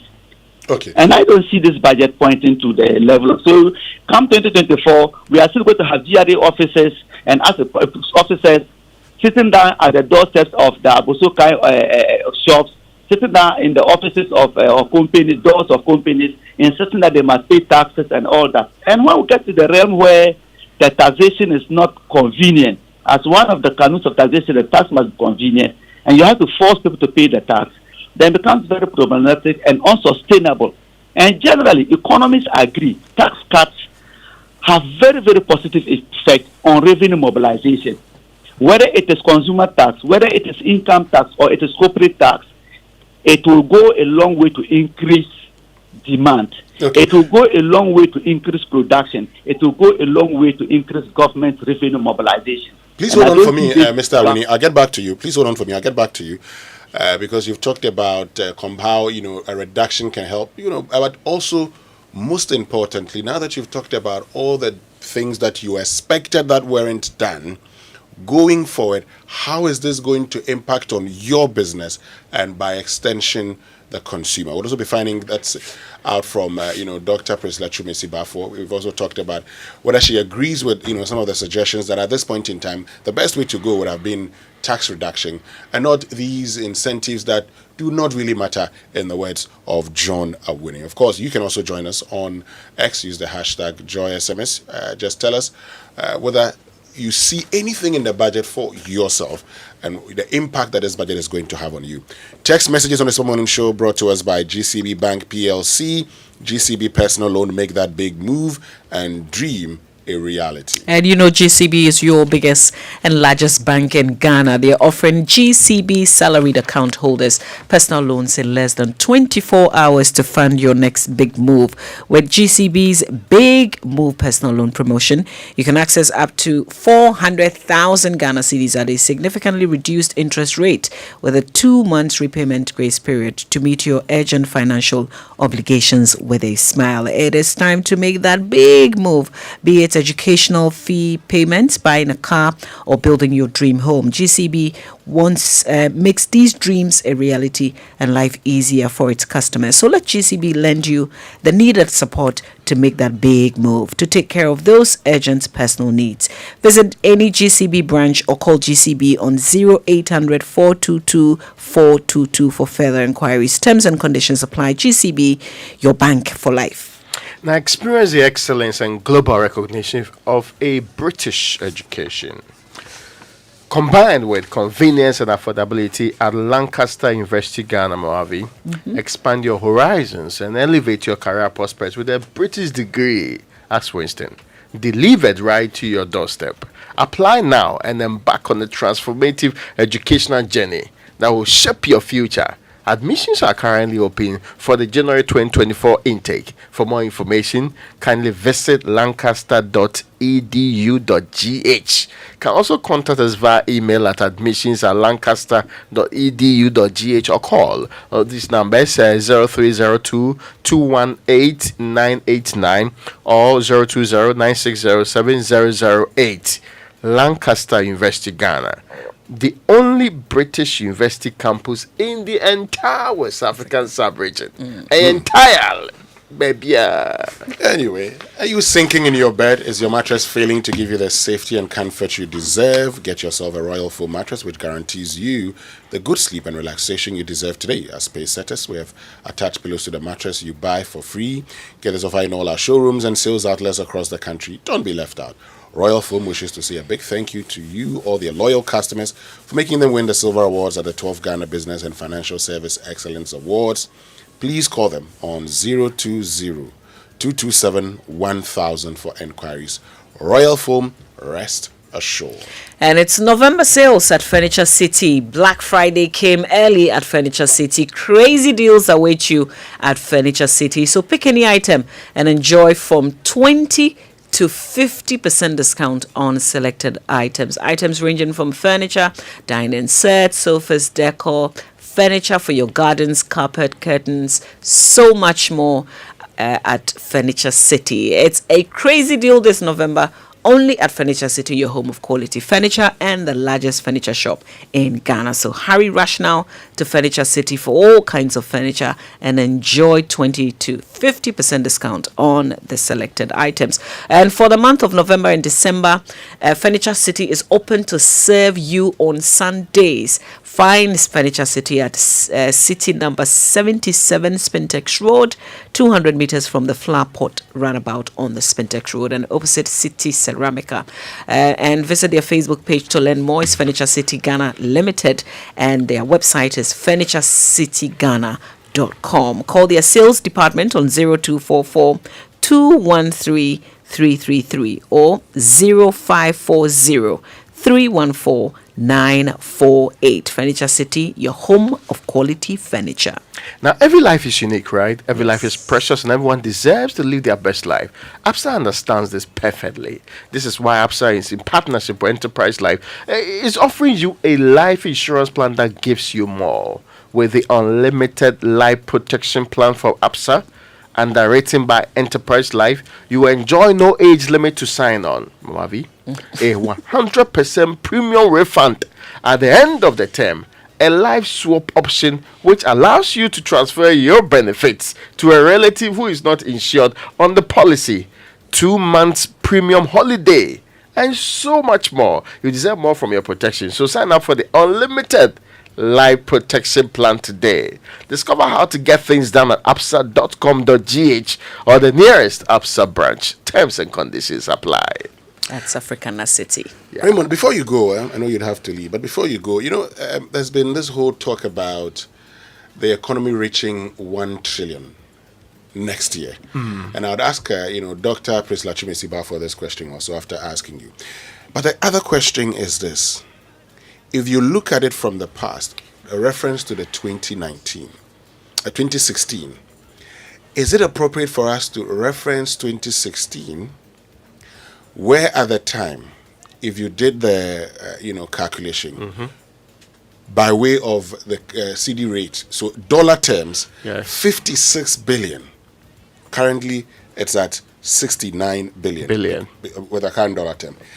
If next year, we look at 1 trillion and there is no depreciation of the Ghana cedi and we are able to maintain what we have today, what that would mean is that we then would have an economy that is in dollar terms worth about 80 billion.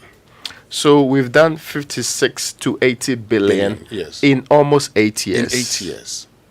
If this was the standard for, let's say, you run a company and that you are supposed to show proof of growing the economy or growing the lot of the company, would you have been happy as a shareholder? You Ghanaians are shareholders, right? So would you have been happy as a shareholder? It's of course, I'm one of those to admit that we've had serious challenges, and those challenges perhaps are beaten down. You know, when you compare to certain countries, when you compare, even in the sub-region, let's be fair, even in Africa, when you compare to certain individuals' wealth and all of the other things that comes to play, I'm not so sure whether we are too excited we are getting to $1 billion or so, because the dollar terms of it does not look like any huge thing to be very proud of. But I actually think that the people in this republic care more about whether or not they are going to buy food at prices that are reasonable, or whether or not they can do business with the environment that they have. It's okay to presume, if the economy happens to be very huge and it's for a select few, and there's so much inequality in the society, is it something that we really admire, we really want to have as a country? So, I mean, there are so many factors to it, but we sometimes want to act like we are just looking for some news that appear good news to share. And because of that, we nitpick at not so relevant or huge endeavors to do so, like how we are happy about completing first round of IMF negotiations and also going through these processes. We, the Black Star of Africa, should move beyond some of these conversations. This is not the kind of economy improvement anticipated the Republic would have. So that's what I have the difficulty with these needless projections. So we'll get to 1 trillion, we'll get to that. Yes, the economy may likely grow, but if you do from 56 to 80 in almost 7 good years, when compared to others are doing massive work within that same speed of time, and others are showing real improvements. They are bridging that gap between the rich and the poor, and they are making sure that inequality is not a very big issue in their countries. Those are the things we should start measuring ourselves with. Okay. Stay with us. When we return, we continue with the conversation.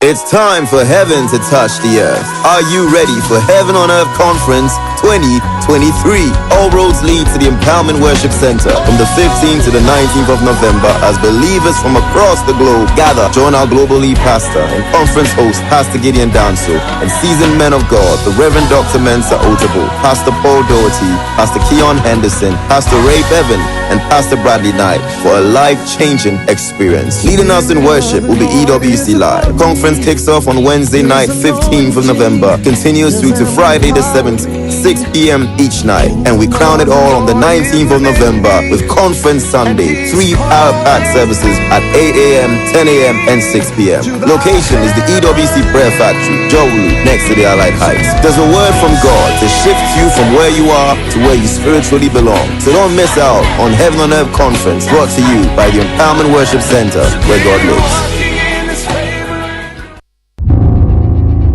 There is something that drives you. The very thought of it fuels you. And even when the road gets rocky, you keep going, just to get the results that matter. It could be about you. It could be the lives you touch. It could be about someone special or something dear to your heart. Such results leave a sweet lingering smile, a sense of fulfillment. That's why you work till late, yet rise with the sun. Yes, your drive knows no limit. Do it with Stanbic Bank, where we spur you on to get the results that matter.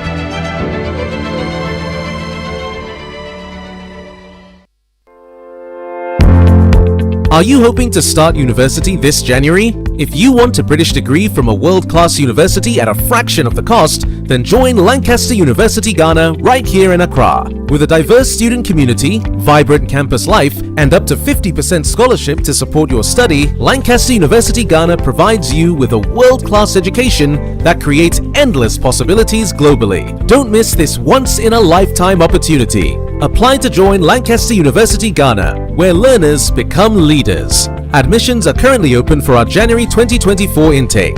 Apply now for our foundation program. For more information, contact us on +233 030 221 8989 or send an email to admissions@lancaster.edu.gh. Lancaster University Ghana, the only British university campus in West Africa. The luckiest. Luck is everywhere, for everyone, yeah. The luckiest. Keep buying your luckiest ticket with star 712 hash as an individual, a group, an association, or even a community, and stand a chance of winning in the community draw or the ultimate draw on 23rd of December. Be the luckiest on star 712 hash and win millions. Ticket sale starts on October 4th, 2023, and draw date is on 23rd December 2023. Play responsibly, not for persons under 18 years. This promotion is regulated by the NLA on the Caritas platform. Win millions on star 712 hash. The luckiest. You could be the luckiest. Hello, Linda. You won't believe what I am planning next. I want to start my postgraduate degree, buy a car, and build my dream home. But you know what's stopping me? What's that, Mike? Money, oh. That be my biggest wahala. Oh, you are sorted, Kra. With a GCB Big Move personal loan promo, you can borrow up to a whopping 400,000 Ghana cedis at a significantly reduced interest rate in less than 24 hours. Like seriously? How do I qualify? Yes, it's available to all GCB salary account holders. Plus, you get a 2-month grace period before you start to pay back. Suskets! I'm opening an account with GCB now. Get a personal loan of up to 400,000 Ghana cedis at a significantly reduced interest rate in less than 24 hours. Call 0800-422-422 or visit your nearest GCB branch today to fund your next big move as we celebrate 70 years of greatness. T's and C's apply. GCB Bank, your bank for life. Mr. Speaker, to grant import duty waivers for raw materials for the local manufacture of sanitary pads, a VAT flat rate of 5% to replace the 15% standard VAT rate on all commercial properties will be introduced to simplify administration. Mr. Speaker, total expenditure is projected at 226.7 billion, 21.6% of GDP. This projection reflects a reduction of 6.1 percentage points of GDP in total expenditure commitment. Mr. Speaker, based on the overall macroeconomic objectives and the medium-term targets, the following macroeconomic targets are set for the 2024 fiscal year. Overall real GDP growth of at least 2.8%, end period inflation rate of 5.0%, primary balance on commitment basis of a surplus of 0.5% of GDP. We shouldn't have gone to that party. Masa, my head is killing me. Is that your stomach? Yes. What did you eat? I don't know. Get rid of your gastric problems with number 10 liver salt. Number 10 gives you quick, effective relief from nausea, indigestion, heartburns, hangovers, and hyperacidity. And with different fruity flavors such as orange and lemon, it's a pretty tasty way to end an uncomfortable situation. Number 10 liver salt from Ernest Chemist, because everyone needs a chemist. This advert has been vetted and approved by FDA. Daddy, another fella day at dancing at 10 has been reloaded though. I know, Dada. Then the vibe is still vibing.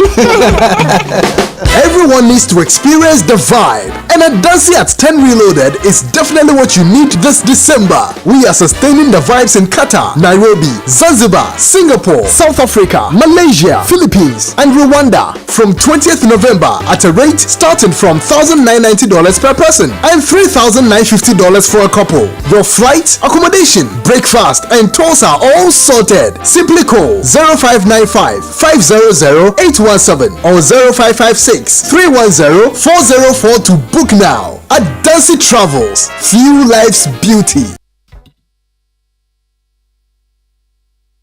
We're asking for two clear things. We're asking for taxes on the imported parts, as well as the reduction of taxes on locally manufactured sanitary pads and the provision of wash facilities. But we are excited that government has granted us this request, and we will not rest. We will continue to push, and we will hope that eventually we will not have any taxes on sanitary pads, whether imported or locally manufactured.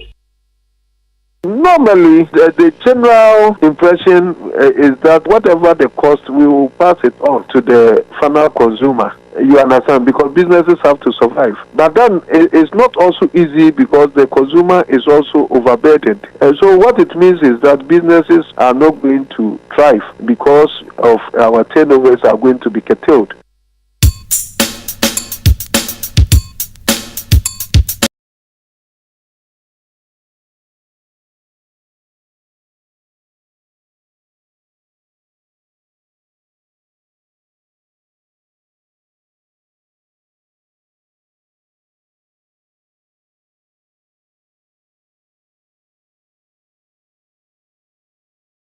Staying with us here on the Super Morning Show on Joy 99.7 FM, and this morning we are having a post-budget review, and we're joined by John Awuni, who is Executive Chairman, Food and Beverage Association of Ghana, Dr. Presletchu Mesiba, for Senior Lecturer, Department of Economics, University of Ghana.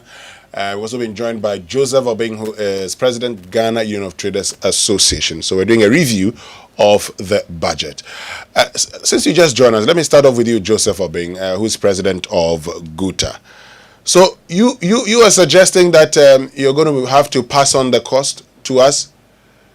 You didn't see anything in the budget that would enable you to reduce the prices of your goods? No.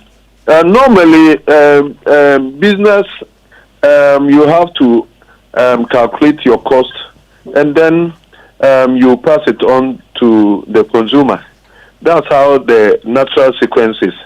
But as it were now, it is also a challenge because of inflation. You see, it is not in our best interest to punish our consumer. The business that we do not do it in isolation. We do it with our consumers.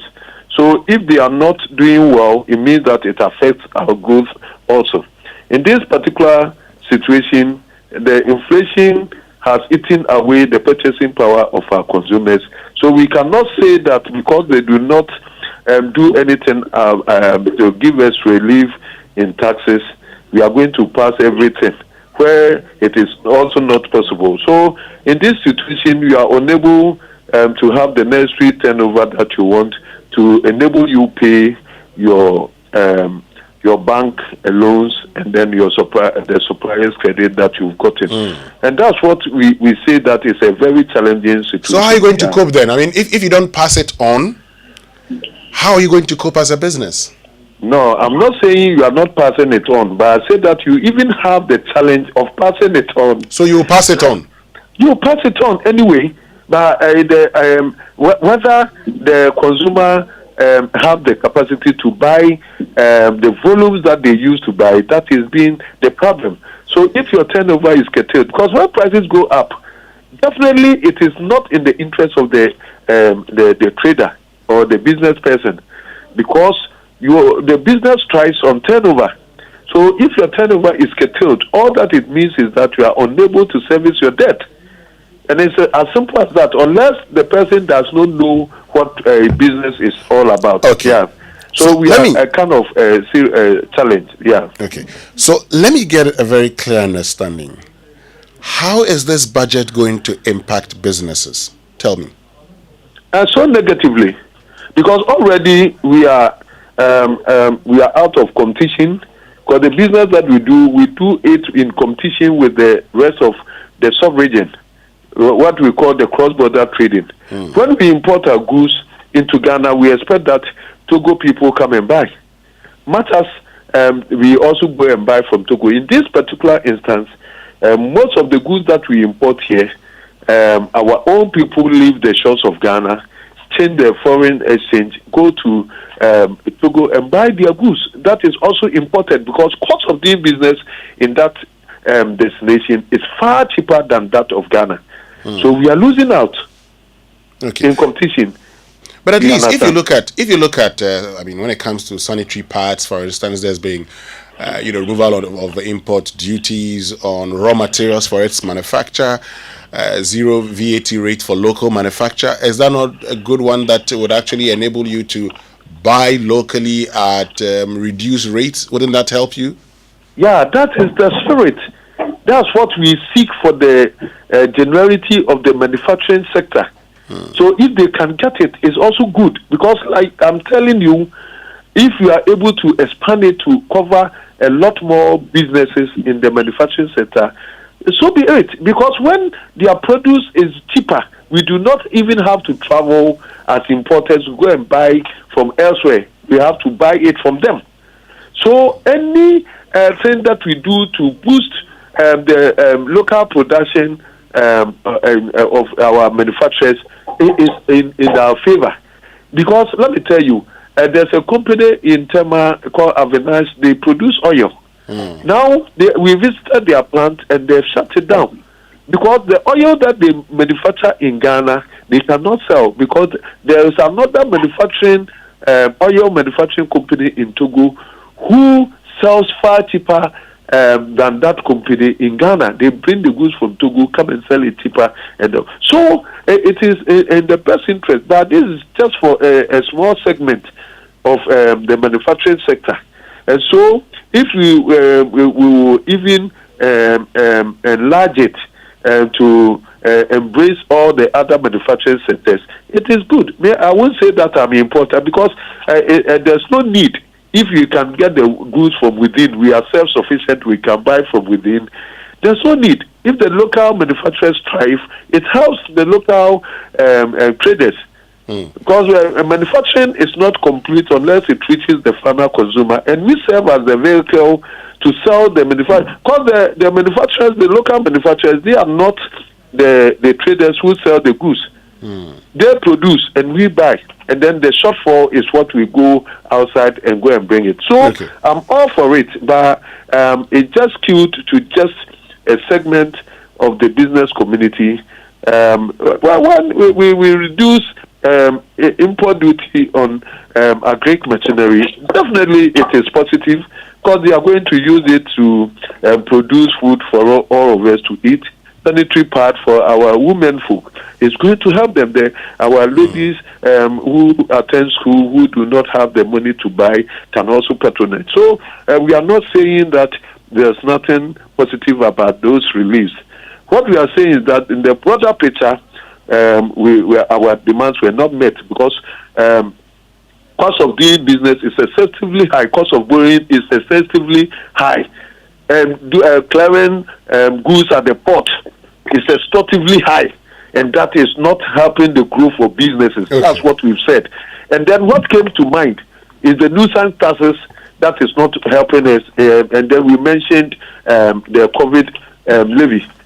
Because it's a nuisance tax, because it's a tax that came to be used temporarily. And then the special import levy was also introduced by the previous administration for temporary usage. Like we are in crisis, let's charge 2%, and then after the sunset, we will remove it. You see, so it has become taxes in perpetuity. That's why we mentioned those taxes. That otherwise, most of the taxes need to be put down. The excise duty that we have to pay on fruits, on the juices and all that, does not help. Okay. You understand? Okay, please hold on for and me. Let me then bring in. Our major problem also had been the structure of the VAT. I'm very surprised that they didn't do anything about the structure of the VAT, because it's not helping at all. It's not helping compliance. No wonder that they struggle to get the revenue, because they are not thinking about compliance. They are only thinking about a high rate of taxes. Okay. Please hold on. Please hold on, Joseph Obeng. Let me bring in Dr. Priscilla Chumesi Bafo here in at this point. And Dr. Chumesi Bafo, so you've heard from John Awuni, you've heard from Joseph Obeng.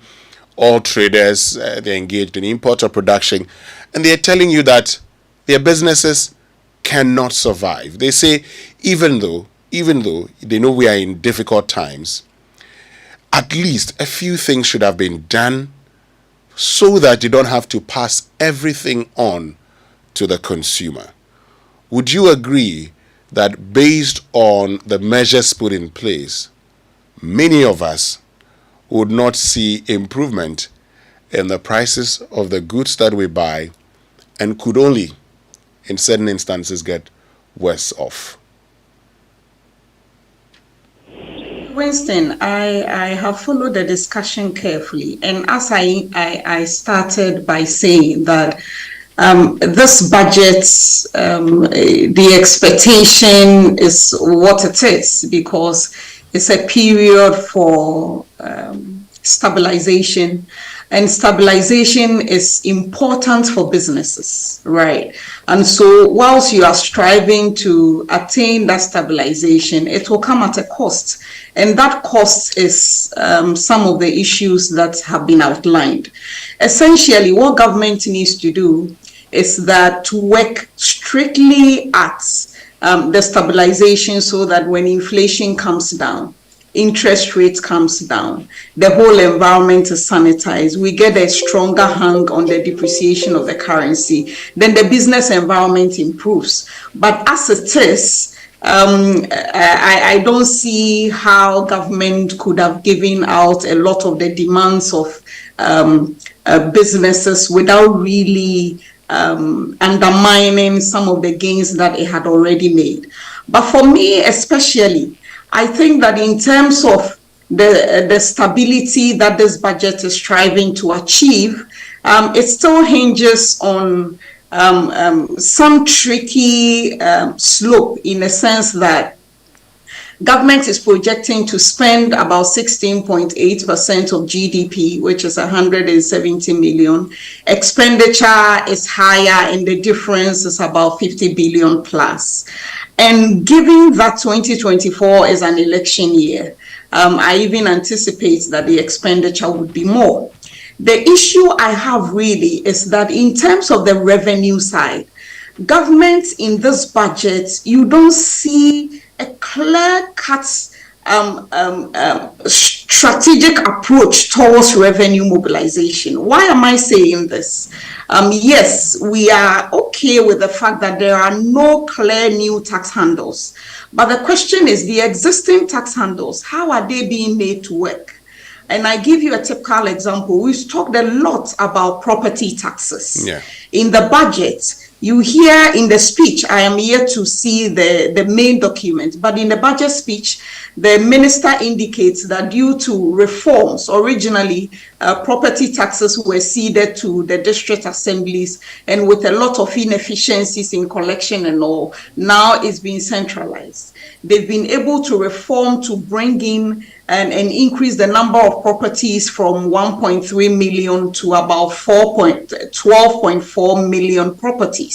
The question you ask is, what is the strategy to generate revenue from all these 12.4 million properties that are scattered all over the place in the country? You look at the skyline of Accra. Why can't these property owners chip in to pay some amount? I mean, if you do the rough mathematics, even if each property is paying just 1,000 Ghana cedis per year, government can rake in more than a significant amount. 12 billion. That'll be 12 billion. That would be 12 billion, yes. And that would be, in dollar terms, just about $1 billion. How much are we getting from IMF deal? So you see why our political class is not too excited about taxing property. It beats my imagination, really. And the point comes back to the issue of politics that comes at play in terms of all these issues, really. And so in this regard, I would say that there needs to be a lot more. On the revenue side, we have established that e-levy did not live up to expectation. My expectation would have been for them to have reduced the levy to 0.5, reduce the incentive for people to avoid it, and still rake in some decent returns, because you will be directing traffic, you maximize on the scale, and for that matter, get in some revenue. Why did they not bring back road tolls, for instance? In this day and age, we talk about a PPP in infrastructure. What is the incentive? Can't we modernize it, adopt technology? We have been going on and on about digitalization. How are we efficiently using these steps that we have taken to be able to generate the revenue? Because we know that we are not able to generate because of the large informal sector nature of our economy. And so when you look at some of these, it appears that yeah, it's still business as usual, but I am not really surprised about the tone and the moderate way it's being presented. And the fact is that the emphasis is on macroeconomic stability and nothing else, really. Great. I'll get back to you because I'd love to hear your take on the 1 trillion, economy that the finance minister talked about. But John Awuni, so Dr. Chumesi Bafo makes the point, and she's reiterated it. She wasn't expecting anything. So now that you have said your expectations were not met and everything is going to be the same when people go out tomorrow to go and buy Kenke in 2024, they will realize that the price is still the same, or maybe have increased, or maybe has increased. For you as a business, how is this budget going to impact you? Clearly, the budget is not transformative in nature, like the doctor has highlighted. I am not looking at selfish interest that, oh, well, my expectations, they should have removed this, should have removed that, and I will be happy my expectations have been met. But I'm looking at the collective. I'm looking at the national picture. Like he said, like the doctor said, you could have at least introduced road tolls. Where in this world you go and drive on highways for free? It doesn't happen. So you could have removed road tolls and then reduce e-levy. And the e-levy will affect the people they call grassroots. So the grassroots person, in whichever village the person is, will say that they have read the budget. So I think that in 2024, e-levy will not pay much e-levy again. And this is something that will be of jubilation or joy to the person. And that e-levy reduction will be balanced out by the road tolls. That's the kind of engineering I was expecting. COVID-19, we cannot continue to look at this, celebrate sickness by still having COVID-19 on our books. It's not a selfish interest like Food and Beverage Association, but I'm looking at it as a national picture. Why will we continue to still be punished with this particular tax? That 2024, you, Raymond, when you go and buy a bottle of water, you will still have to pay for COVID-19 levy 1%. You go and buy chicken, you pay COVID-19 levy. You go and buy fried rice, you pay for COVID-19. Why? Why can't they take it out and then balance it out somewhere? For instance, we have taxi drivers, and the taxi drivers massively for some time, for years now, they have the stamp duty. I hear in the budget the stamp duty is going to be increased, but by what percentage will it go up? So I think that there are various ways that we could have done. Still have our eye on the ball on the revenue we are going to mobilize, but there will still be some recognition that the citizens are suffering. So this is what I have thrown to the citizens. So COVID-19 will have direct impact on the price of chicken. It will have direct impact on the hotel industry. It will have impact on the price of a bottle of malt or a bottle of whatever drink it is. So e-levy will also have impact on the rural folks who also clearly use Momo. You haven't done that, and it's like business as usual. So it's like whatever we have been saying is just rubbish. And when we met at the Ghana Mutual Prosperity Dialogue, all the kingpins of businesses that were assembled there, everybody complained about the fact that private sector was not doing well, and there was diversion of investment to neighboring countries. How will this budget prevent that diversion of resources from this country to neighboring countries such as Togo and then Burkina Faso? We are looking at that because at the end of the day, if the private sector will continue to grow negatively, meaning that we cannot absorb the youth that are brought out from the universities and the polytechnics and all the schools, that is a major threat for the country. That's a major threat for you, Raymond. Major threat for me. So that is our clear worry. So it's not about so that they should remove taxes and businesses can make more profit. No, that's not the case. So the budget is, for me, it's not transformative. It's just a modest budget just to stabilize. If the stabilization is not guaranteed, because clearly 2024, maybe by the second quarter, we were talking about exchange rate has against the dollar has gone up, and some people businesses capital will be eroded. A lot of businesses have run full loss from January 2023 to this December we are going to. It's a complete loss. They've lost capital. And that is something the finance minister must recognize, that businesses are dying. It is not just a slogan. It is not just an advocacy. It is just the truth that we are saying. Thank you. So, John Awuni, hold on a minute for me, John Awuni. Just hold on a minute for me. I'll get back to you so that we wrap it all up. But let me tell you about the 7th edition of the prestigious Ghana Energy Awards under the theme Ghana's Energy Transition Framework Sector Institutions as Building Blocks for the 2030 to 2040 targets. It's happening live tomorrow, the 17th of November at the Labadi Beach Hotel, 6:30 p.m. Special guest of honor is His Excellency Nana Danko Akufo-Addo, President of the Republic of Ghana. So for tickets, sponsorship or inquiries, call 0303 940 300 or 0559 300 631. Industry partners VRA, We Power Authority, Ghana Gas, GOIL, Menergy Technology, COPEC Ghana Energy Commission, NPA, BOST, JK Hoggle, PURC, ECG, Great Coastal Asogli, Seaboard, Petroleum Commission, Petrosol, Ghana, and WAP Chamber. Media partners, Joy FM, Graphic News Plus, and this has been endorsed by the Ministry of Energy and the World Energy Council, Ghana. And these days, traffic gets rather very heavy. And so Kingdom Book says, listen, don't even bother going into any of their stores. Just log on wherever you are to kingdomstoreonline.com, shop, and if you happen to be in Accra or Tema, you could just get that delivery for free. And you can conveniently also pay via Momo across all networks. Remember, terms and conditions apply. At Kingdom, quality and affordability are their hallmarks.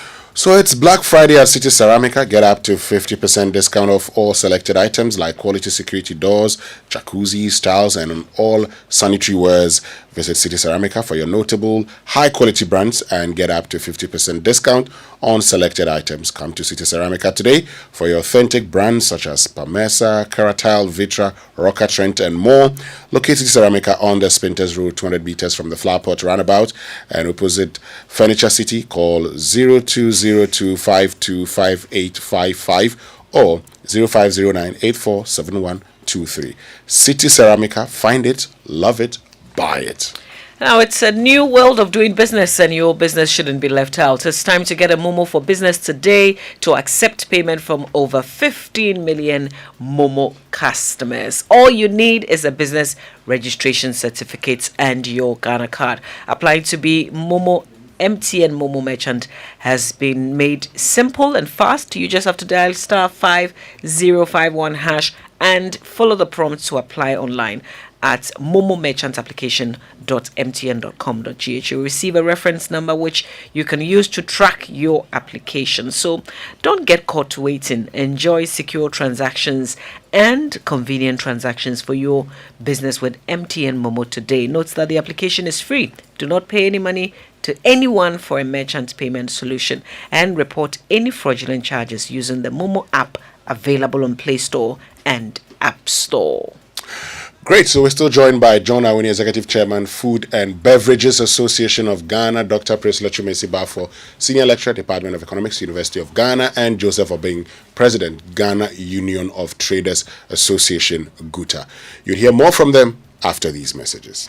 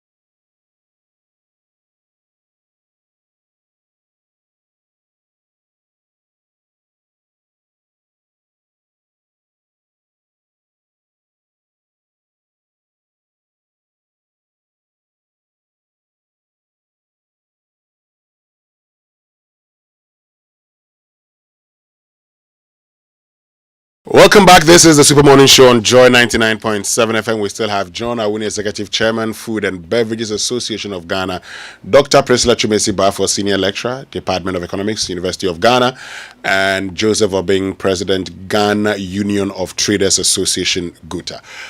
Dr. Chumesi Bafo, so one of the things the Minister talked about yesterday was how we're likely to get to 1 trillion GDP value in 2024, and he says based on the fact that in 2016 the size of the economy was at 219 billion Ghana cedis, we have indeed come far. But some have asked the question, in 2016, if you did the conversion into dollars, it was $56 billion. In 2024, you're looking at about 75 to 80 billion dollars. And they say, how significant is this transformation? Thank you, Winston. I believe that the significance of any transformation should be reflective in the lives of the people in the country. And so essentially, when you are dealing with numbers like this, they don't really mean much to the ordinary person. But rightfully, economies grow. Ghana is growing and transforming over time, and that is what we expect. The structure of the economy has changed from an agri-dependent economy to now a service-led economy, which is not what is expected, but it's happened in Ghana and other developing countries with all the challenges associated with joblessness in the economy. And so for me, the argument should be in terms of the per capita expenditure, for instance. Yes, the GDP is growing, but we should situate the discussion in context by looking at the dollar value, because you know that the CD also depreciates over time. So in terms of the real value of the 1 trillion CD, it may not mean much. And also, more importantly, the per capita income is what should be the emphasis should be on, because if the economy is growing but is growing at a slower pace compared to the population increase, then it will not be reflective in the standards of living of the people. And so for me, I think that we should be tracking the per capita income. But in terms of the well-being of people in a country, the indicators that are used are not really about per capita income, because we know that there are issues of inequality in terms of the distribution of the income that is generated. So we could look at something, for example, like the Human Development Index, where you are now taking into account the income, which is important. You are now taking into account the health, which is the life expectancy of the people, and that will take into account the quality of healthcare that is available to the people, and also you take into account the overall education of the people in terms of the quality of education that is on offer, would face into the quality of the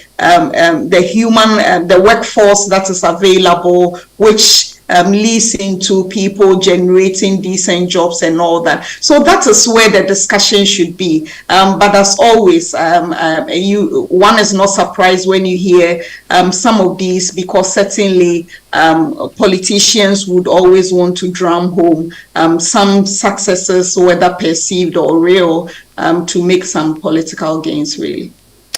Great, Dr. Chumesi Bafo. Let me thank you very, very much for joining us this morning. We're very grateful that you made time to join us. Let me just wrap it up with you, John Awuni and Joseph Obing. John Awuni, final comments from you, and then I get to Joseph Obing also.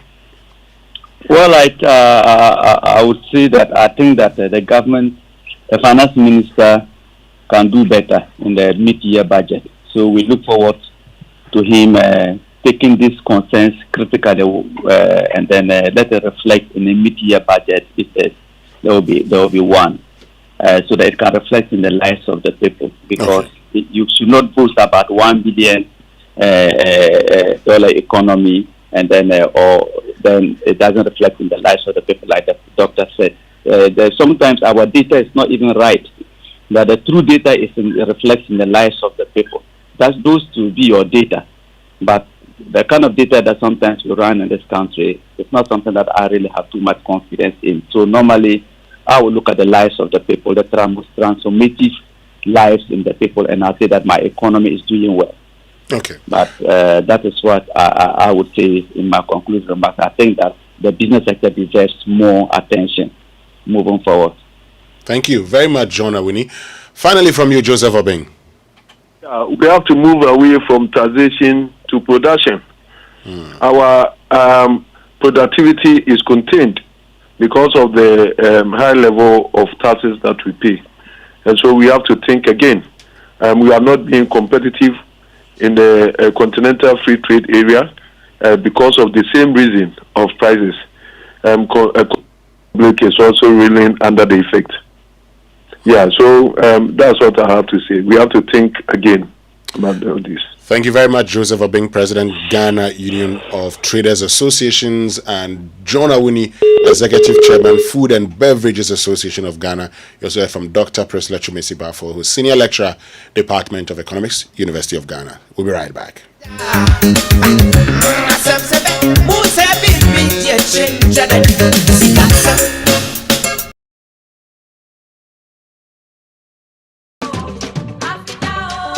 Prepare for an exhilarating experience at the main fair of the 2023 EcoBank Joy News Habitat Fair. Join us at the Accra International Conference Center from Thursday, November 23rd to Sunday, November 26th, 2023.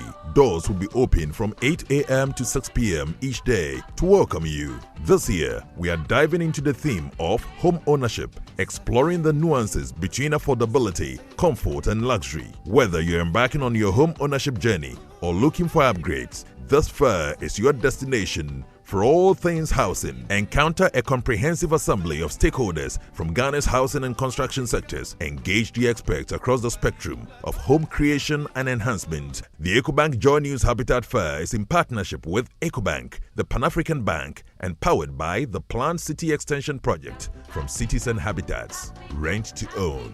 And sponsored by Elegant Homes and General Constructions Limited, where quality meets value. Global Lighting, your solution to quality lighting. Syntex Tank, Air Strong, Air Tough. Springfield Estates, where dreams are built. Virtual Security, complete security solution. DBS, your roof experts. Virtual InfoSec Africa, security solutions by design. Saint Gobain, making the world a better plan. Clifton Homes, beautiful homes, wise investments. The Kissington Heights, Airport City, Kumasi, by HDG Homes Limited.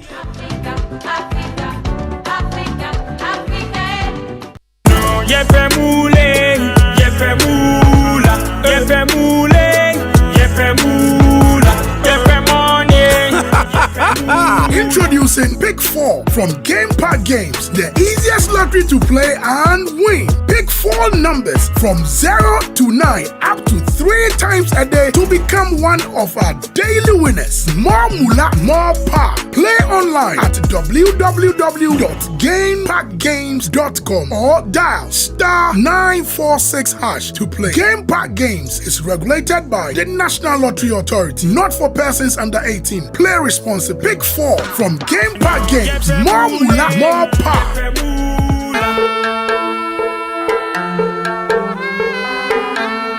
Coffee in your cup. Enjoy on the set. The Super Morning Show is always the best. On Joy 99.7 FM.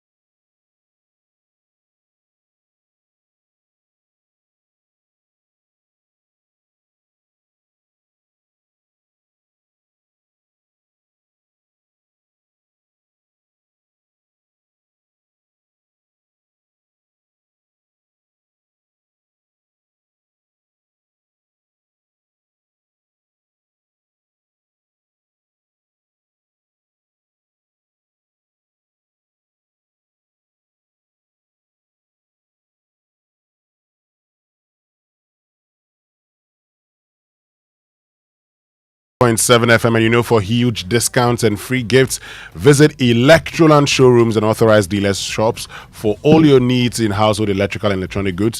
Wherever you live, there's an Electroland showroom or a dealer shop close to you. Just look out for a Samsung, Media, TCL, and NASCO sign, and you are assured that your search is over. For further information, call 0503-159-739 or visit electrolandgh.com. Electroland, home of luxury and affordable electronics. And from next Thursday, 23rd of November, all through to Sunday, 26th of November, we're bringing the Habitat Fair, the EcoBank Joy News Habitat Fair, the biggest one happening at the Accra International Conference Center, is coming to you from Thursday, 23rd of November to Sunday, 26th of November. And this year, we're partnering with EcoBank like we've done in the past. We also have the Plan City Extension Project from Cities and Habitats Rent to Own with us. And thanks to our sponsors, Elegant Homes and General Construction, EcoBank, Plan City Extension Project, Global Lighting, Syntex Tank, Gold Key Properties, Springfield Estates, Virtual Security, DBS, Virtual Infosec Africa, Saint Gobain, also Clifton Homes, and the Kensington Heights Airport City, Kumasi. We're bringing lots of vendors together to help you explore the nuances between affordability, comfort, and luxury. So whether you are embarking on your home ownership journey or looking for upgrades, this fair is specially for you. Everything housing will be at the Accra International Conference Center from Thursday 23rd of November to Sunday 26th of November. Gates will be open 8 a.m. to 8 a.m. to 8 p.m. each day. Just remember to be there. Of course, I will be there, and we expect to see you there. Yes. I mean, come and let's have a discussion about the nuances between affordability, luxury, and comfort when it comes to owning your dream house. Now, the eagerly anticipated Pick One game is here with the bang. Choose your favorite number from 1 to 36 stake and get ready for the excitement as we unveil the lucky number. Prepare yourself to unleash even more moolah by staking from 1 to 350 Ghana cedis and win 26 times your stake on the amazing Pick One game by Game Pack. Play by dialing *946# on all networks via website or download the Game Pack app on GamePackGames.com. Watch our live draws on Adom TV at 9 a.m., 12 noon, and 6 p.m. daily. Game Pack, more moolah, more power. This game is regulated by the National Lottery Authority, not for persons under 18. Play responsibly. And Winston, your good friend Yvonne at the Ghana Employers Association. She works with the Ghana Employers Association. Yes. She's reached out. She's wishing a happy birthday. And Mr. Harold Richardson is also wishing you, Winston Churchill Amwa, happy birthday. He says, God bless you. Amen. But you share your birthday with Naomi Kujo of ARB Apex Bank, Accra branch. So Naomi, may this new year in your life bring you lots of happiness and blessings. Enjoy your birthday today as well. And tomorrow, the Super Morning Show comes to you from Aqua Safari. In Adan. In Adan. So the team will be at Aqua Safari, and you know you don't want to miss that all exciting Super Morning Show, Friday edition from Aqua Safari. Somebody at me says say something. But he's not taking me. He's taking me out. So Winston and Samuel Dami will come to you from Aqua Safari. But we will still have a lot of fun on the Super Morning Show from Accra. I would have fun too from Aqua Safari in Adan. So please make sure you join us tomorrow on the Super Morning Show. And thanks to all of you for the birthday wishes. A big thank you to all of you who sent the messages in, and my very good friends Joshua and Elizabeth Agbezuke. They also sent me lunch. They said they would bring lunch to me. Yeah. So to the 5-star hospitality of the year, Labadi Beach Hotel. Yeah. David, thank you so much. We love you, David. David and George, yes. Thank you David so Edwafo much. And George, yeah, thank you. Thank you. They are the guys, you know. Yeah. Samuel Dame is smiling this morning. It means that he knows that Samuel Dame is saying his anniversary. Your anniversary is on Sunday. You don't work on Sunday. 19th. Your anniversary, how old are you? 19th is Sunday. Yes, I know. But I'm asking how old. He'll be married for 7 years on Sunday. Hi, a small boy. He's a Happy small boy. anniversary. In advance. Anyway, that's all from us here on the Small Morning Show. On behalf of the team, thank you very much for joining us. My name is Winston. We'll leave you in the hands of DJ.